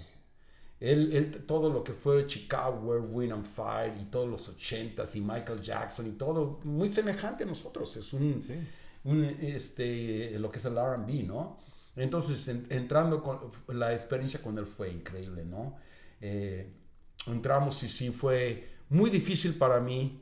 Yo me daba mucha ansiedad antes de los shows. Me ponía, si no deprimido, me ponía así de que... Ay, Dios mío, viene el show en la noche, viene el show. Y la música de Mickey, ahora sí que, por decir así, en el nivel pop es de alta escuela. ¿Sí? Sus arreglos tiene después... Yo no sé si en esta entrevista va a haber tiempo de hablar de todos ellos, porque... pero los arreglos de Robbie Buchanan, de Juan Carlos Calderón, de Randy Kerber, de quien sea, o sea, música difícil, Manzanero y todo. Pero el piano no es fácil, man. No es fácil. No es como, ok, vas a tocar un concierto de Mozart o de Beethoven, pero sí es un nivel de pianístico que tienes que tener un muy buen nivel para tocar esos tracks, especialmente lo que son las baladas. Grandes arreglos de piano de Robbie Buchanan, ¿no? Cuando yo entré era Robbie, que Robbie es otro, monstruosidad. Robbie es del tamaño de todos los que hemos dicho en pop. Robbie es un Brad Mehldau en pop. Robbie tocó en casi Dios mío. todo en los 80s y... Mira, la primera vez que conocí a Robbie, fuimos a su casa porque ya estábamos trabajando en el disco de... He's Canadian, right? He's Canadian. De Canadá. Sí. En disco de Nada es Igual. Uh-huh. Y fuimos a él porque él grabó todos los teclados. Y había CDs... Había así, tenía como, fácil había como unos, en serio que como unos 3,000 CDs o más de 2,000. Y me dice su secret que en todos había tocado Robbie. que en todos había, que la mayor parte era todo lo que había hecho Robbie en su carrera desde jovencito. No, un monstruoso de esos. Bueno, ese es otro, el músico que llega al estudio, no saben lo que van a hacer y ahí te hacen magia. Ese es Robbie Buchanan. Ese tipo de músicos, todos ellos, los de los estudios aquí en Los Ángeles, que llegan a grabar ahí en el Randy Waldman, Randy Kerber o Neira Niso, ¿no? I mean, son magos, mano, ¿no? Quincy Jones used them a lot too. Oh, yeah. He would audition. Oh my God. Quincy would audition piano players, and I remember hearing, I think, when he was auditioning for piano players for How Do You Keep the Music Playing, James Ingram. Yeah. Patty Austin, right? Patty Austin. Oh, I think I'm pretty sure that's Robbie. James C. As well as everying else my God. that Robbie's on. Yeah. The Whitney Houston stuff is Robbie. Yeah. Even Los Temerarios had Robbie, I believe, wasn't? He recorded with them. Yeah. With Vinny. Yeah, he has been. Vinny and it's like Vinny and Robbie. I was looking at the Temerarios credits, and I think it sounds wonderful. Robbie, man. Vinny, Temerarios. Why not? No, these guys know what they're doing. Ellos, tienen bonita música ellos. They have a solid team. Yeah, exactly. With Rudy Perez. Too. Yeah, Rudy, gran compositor. You worked with Rudy too, right? Because Rudy, I saw you guys never on, personally, not personally, but okay. Through yes. Rudy. No, Rudy, songwriter. He's a songwriter, man, and producer, songwriter. He can sing too, man. Oh, that solo album. That Rudy's solo album that I had to find a bootleg of until it popped up on YouTube. Yeah. No, he's an incredible singer. Talented. The vocals on that and just his range. Super talented. Guitar player. His guitar playing is amazing. No, Songwriter. Oh my God. He's like the, it's like David Foster on the English side for me and Rudy Perez incredible. On the Spanish side. Yeah. And they worked together too. Yeah, he was part of the Luis Miguel team too, man. And he is, I mean, No, what an incredible experience. Something that, I remember when I first joined the band and then they went to the studio and record El Segundo Romance with Robbie. And to me it was like, I was just a musician in the band and I was like, man, what a dream to be able to, I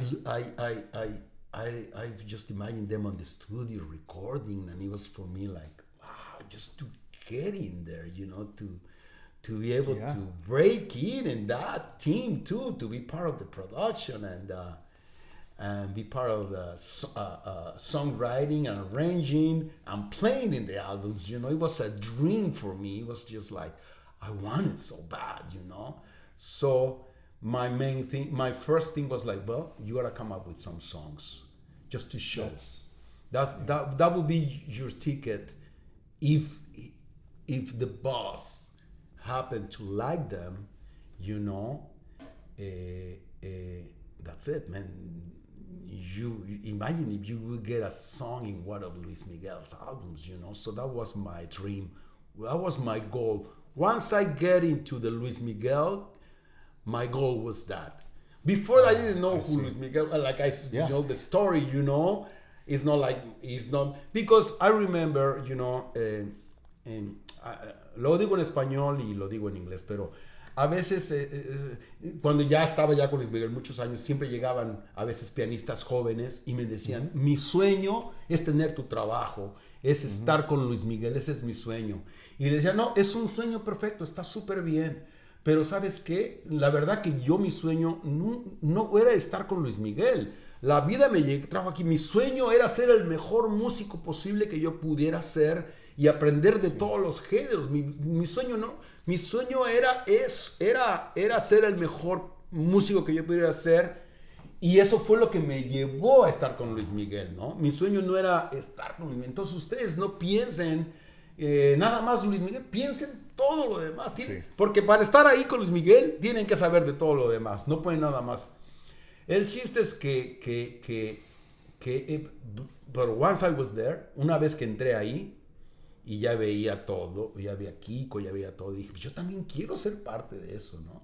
Tuve la gran fortuna también de que en esa época Mickey iba a los soundchecks, iba más a los soundchecks y a veces nada más decía él, a ver, tócate algo ahí para yo checar mi micrófono. ¡Ay, Dios mío! Pero gracias a Dios que llegó a haber momentos por ahí, como que yo le ponía acordes así y como que él solo, ya las cantaba y todo, pues el tipo sigue a quien le pone las manitas, te las canta increíble, o pone lo que sea y te sigue, claro. ¿no? El chiste es que ahí me notó, porque él no me notaba Sí. mucho, ¿no? Pero ahí me notó, dijo, mira. El chiste es que ya para el disco de Nada es Igual, Mickey le dice a Kiko, ¿sabes qué? Tráete a Francisco para que venga. Y ya me llama Kiko y me dice, pues, Mickey quiere que vayas tú también. ¡Wow! Pues, entonces ahí fui nada más como programador. O sea, no como programador. Porque Kiko esa es otra, Él tiene el lado tecnología increíble también. Oh, sí. No se vale, mano. No, él en cuestión tecnológica se sabe todo. Él es la consola, todo. El chiste es que... Pero yo, pues, para tocar, ¿no? Para hacer los demos, ¿no?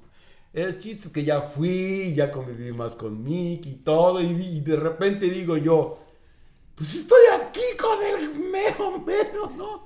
Y Kiko se tuvo que ir por 3 días, porque tenía una cuestión legal que solucionar, no sé qué tenía que hacer. Uh-huh. Y me deja a mí con Luis Miguel. Y digo, ahorita es cuál. Y me acuerdo que yo estaba así, que se me ocurre una canción. Entonces, y se me ocurrió una canción que se llama Un Día Más, que finalmente esa canción entra en el disco de Nada es Igual, ¿sí? Está esa composición. Se me ocurrió bañándome. Y aquí está. Y digo, ahí hay algo, ¿ves? Entonces ya fui al piano y empecé con el coro con el verso y se me ocurre el chiste es que ya voy con Mickey y digo, Mickey, mira, aquí tengo una idea, ¿cómo no? Y él lindísimo, dice, pues a ver, vamos a checarla. Y ya la empezó a cantar y todo. Y dice, oye, está padre la canción, ¡Guájole, mano! O sea, el chiste es que ya cuando llega aquí, perdóname, pero ya está también esta canción aquí en la lista. Y se llama Un Día Más. Wow. Y esa fue, y entonces ya Mickey, órale, canijo, wow. Entonces ya la canción llegó hasta el final, ¿no? Y pues ya dije, mira, nada, la verdad que fue un logro increíble fue un gran esfuerzo, Yo ya venía tratando, y no se me ocurría nada, ya venía tratando tiempo de escribir algo para Mickey, ¿no? Pero se me ocurrió ahí, en ese momento, el chiste es que ya entré como compositor, ¿no? Y bueno, pues ya Mickey dijo, mira, este elemento, ok, está bien y todo. El chiste es que ya sale el álbum y todo el chiste. Y después sale Kiko, por cuestiones hubo ahí, Kiko sale, ¿no?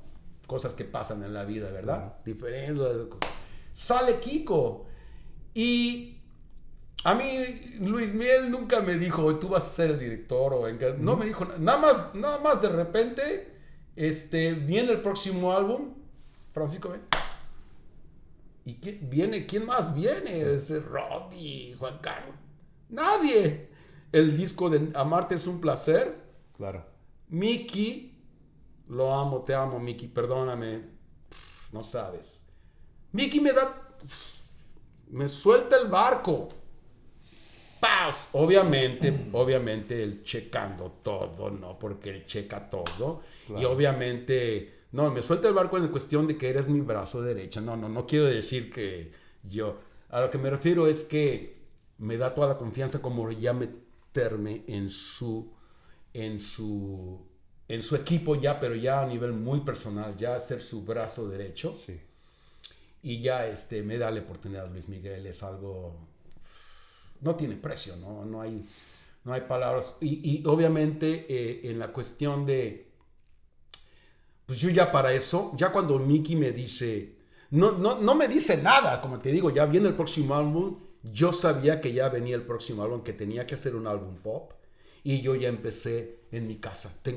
O sea, yo no sé si me va a llamar, a lo mejor, obviamente, yo no sabía yo dije, me va a llamar como programadora, algo nada más, o digo, como más para que toque ahí, pero sí. Pues, le va a llamar a Robbie, o le va a llamar, y Robbie pues nada más llega uno día y se va, ¿no? Porque Robbie pues es increíble, anda con, o viene Juan Carlos, quien sea. El chiste es que yo dije, me voy a preparar. Y ya me preparo y hice varias canciones ya. Y y ya se las muestro y le gusta, mano. Y bueno, ya que te platico, ya empezó ya todo. Ahora sí, ya básicamente, obviamente, Luis Miguel, o sea, él checa y muchas ideas salen de él, ¿eh? Muchísimas ideas de violines, de metales, de todo. Él está completamente mezclado con, o sea, me imagino, con todo el proceso. Él está en todas las partes del proceso, ¿no? Bueno, ya lo demás, pues ya me quedé con él también ya trabajando. Hicimos bastantes discos, la verdad que ya no recuerdo cuántos. Grabamos muchísimo y yo en el estudio, la verdad que fue un sueño para mí y gracias a él. Muchísimas gracias a Luis Miguel que me dio esa oportunidad, la oportunidad en la vida, ¿no? De, ok, pues ya estás aquí. Y yo ya ahí, pues en el estudio, y yo ya el que grababa a todos, hasta el mismo Robbie. O sea, me refiero que Robbie siempre fue alguien que venía de afuera, ponía su sello increíble y se iba a trabajar en todos los otros que estaba haciendo, ¿no? Claro. Entonces, pero ya vino el desfile de los súper grandes músicos que vinieron a grabar. Aquí tengo unos créditos de Amarte es un placer y aquí tenemos como just the names that stuck out to me that are like my picks here. Paul Jackson Jr., Landau on guitar. Yeah, man. I remember Robbie. Each one of Robbie's them. on there. Yes. Let's see. I think Rafa Sardina was. Rafa was el ingeniero. Was the engineer. I think a mixer too. I think he mixed it. Right? Ingeniero de mezcla y de grabación y mezcla, sí. Y yo creo que fue también el primer grande disco de Rafa. También yo creo que ahí Rafa se dio a conocer mucho. Y Rafa, bueno, él es ahorita en Hollywood, él es de los top ingenieros. When Rafa's mentioned, I believe this album was his big breakthrough album as an engineer. Yeah, yes. So, yeah, Rafa's bad. No, man, he's incredible. He's incredible. He has amazing ears, you know. Yeah. For and he studied with some greats. Yeah. Oh, you know, he's incredible. His story too. He came to LA as a teenager and watching in the studios, watching like every engineer, they start watching the toilets and everything, and eventually, they get the assistant engineer and eventually become an engineer. And then now Rafa is incredible. It's all over the place. He's amazing. Amazing. Yeah. He's a top recording engineer. Yeah, man. But I Carlos remember Murguia is on the album. Yeah. Carlos. Oh, I got the opportunity to bring my Did friend. Carlos get to do any of the vocal arranging, like for the backups, or did? Well, to tell you the honest truth, no. He came as obviously he does vocal arrangement and he amazing is great. Yeah. No, we had the parts already done. Just because we wanted to have everything ready. Sure. One thing is that when we get to the studio on those albums, before getting in the studio, we had everything until the last note. Orally, you always go like maybe some magic happens on the studio. Oh, I like that better. But when we went there, everything was written. Everything. The vocals, the horn, everything. Everything was already. Like, let's say that we listened. Let's say you mentioned Amarte es un placer at Mickey's house before the album. Sure. We put just like I put on we heard the album without his vocals. That's the only was missing. But everything was there.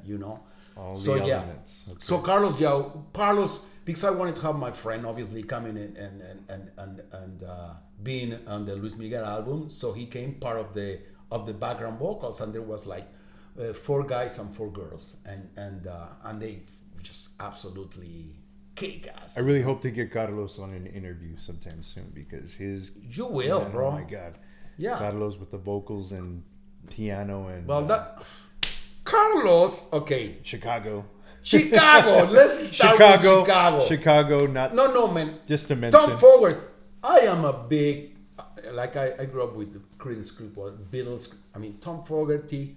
I am, Grand Funk.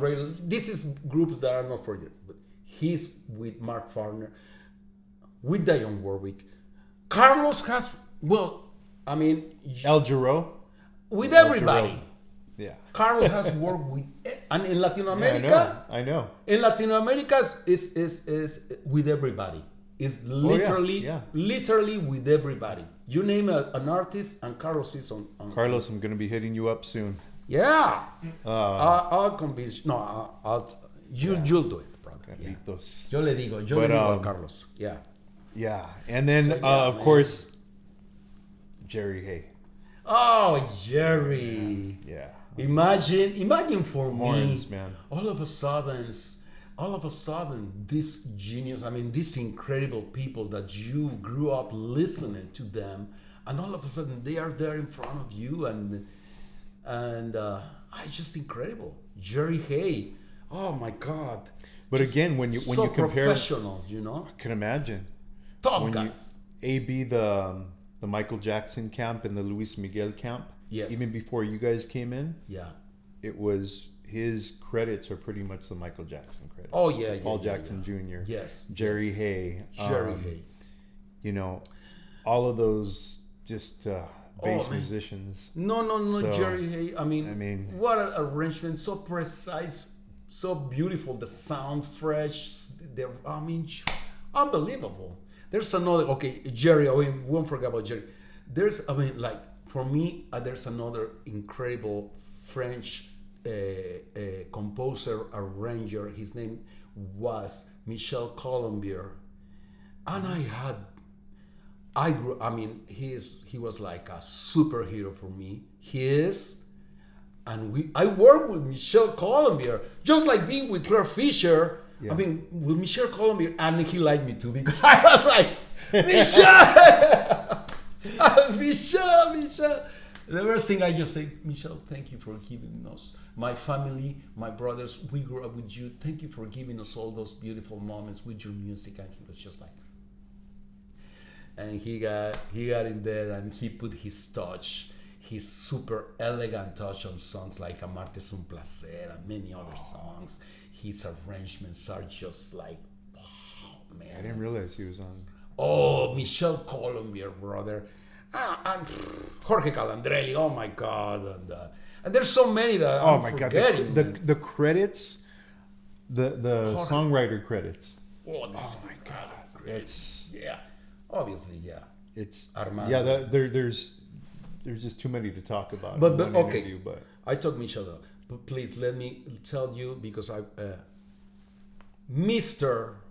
Juan Carlos Calderón. Oh my God.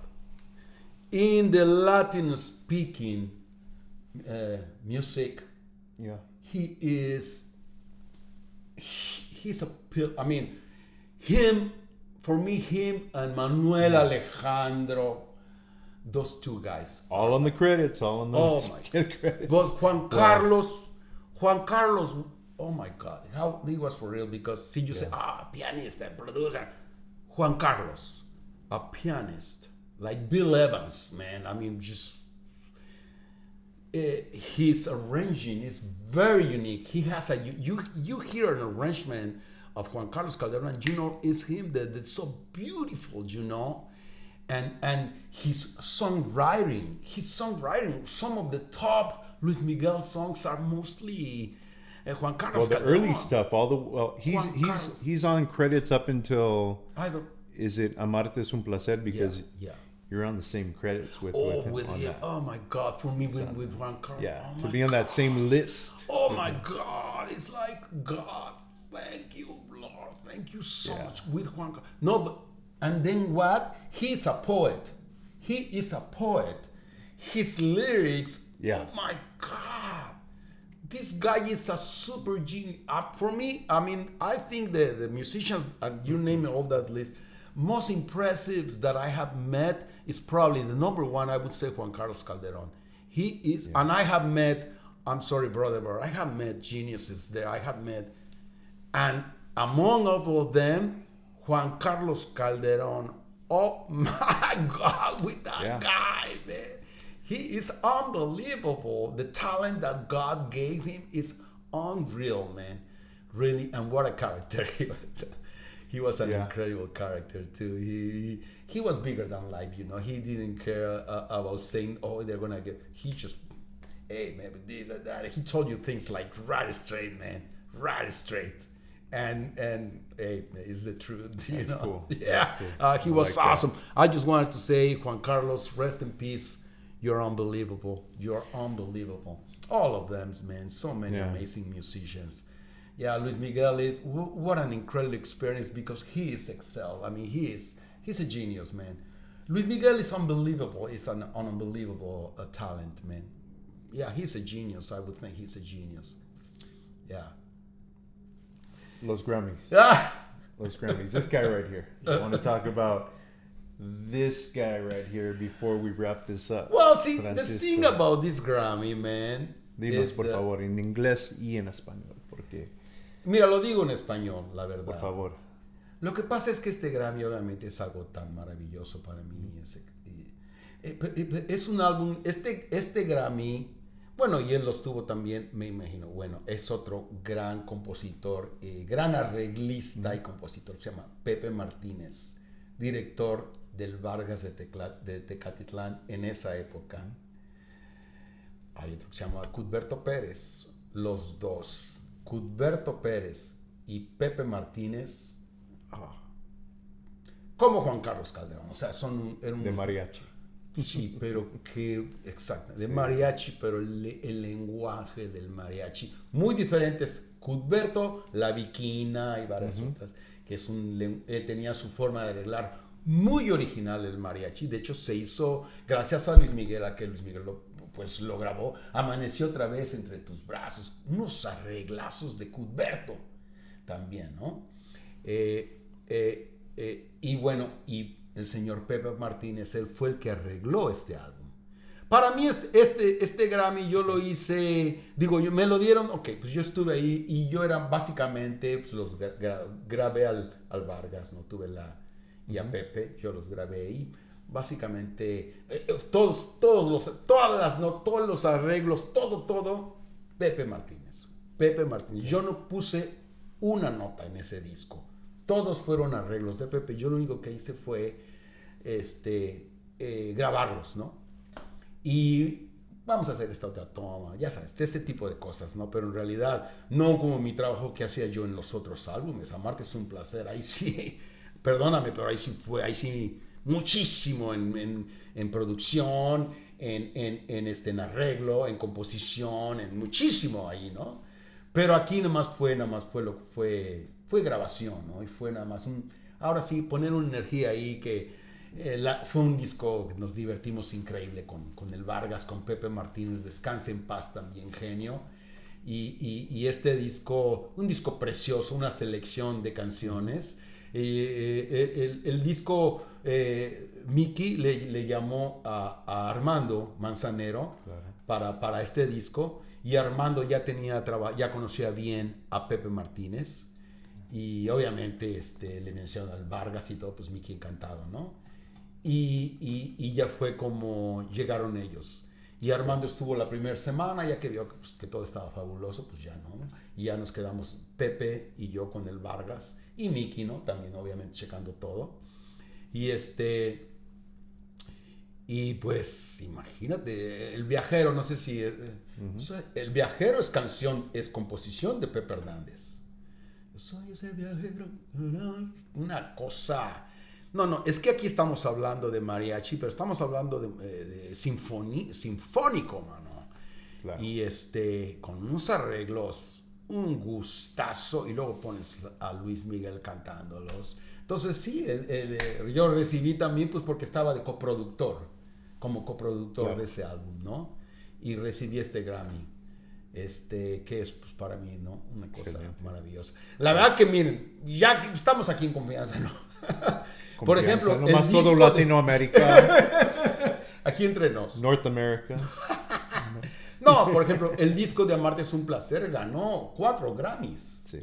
Pero no recibí ninguno. Y en ese disco sí, estuve, como te digo, estuve muy envuelto en ese disco y recibe 4 Grammys. Y yo no recibo, ¿por qué? Porque no estuve ni como coproductor, ni como coproductor. Si tú entras como compositor, no te dan Grammy, ni como arreglista te dan Grammy, ni como músico te dan Grammy. Al menos en esa época, yo no sé si ahorita ya.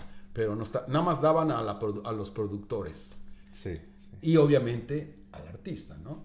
Entonces yo no recibí, ¿no? Me hubiera encantado si hubiera habido chance de esos discos. A veces digo yo, ¿sabes qué? Voy a mandar a hacerlos yo. ¿En serio? Oye, pues caramba, nada más porque no era... y los voy a tener, ¿no? ¿Qué serio? Well, there's a story. I was watching a Jay Graydon interview the other day because I watched it. Yeah. Jay Graydon channel. He has some really good stuff out.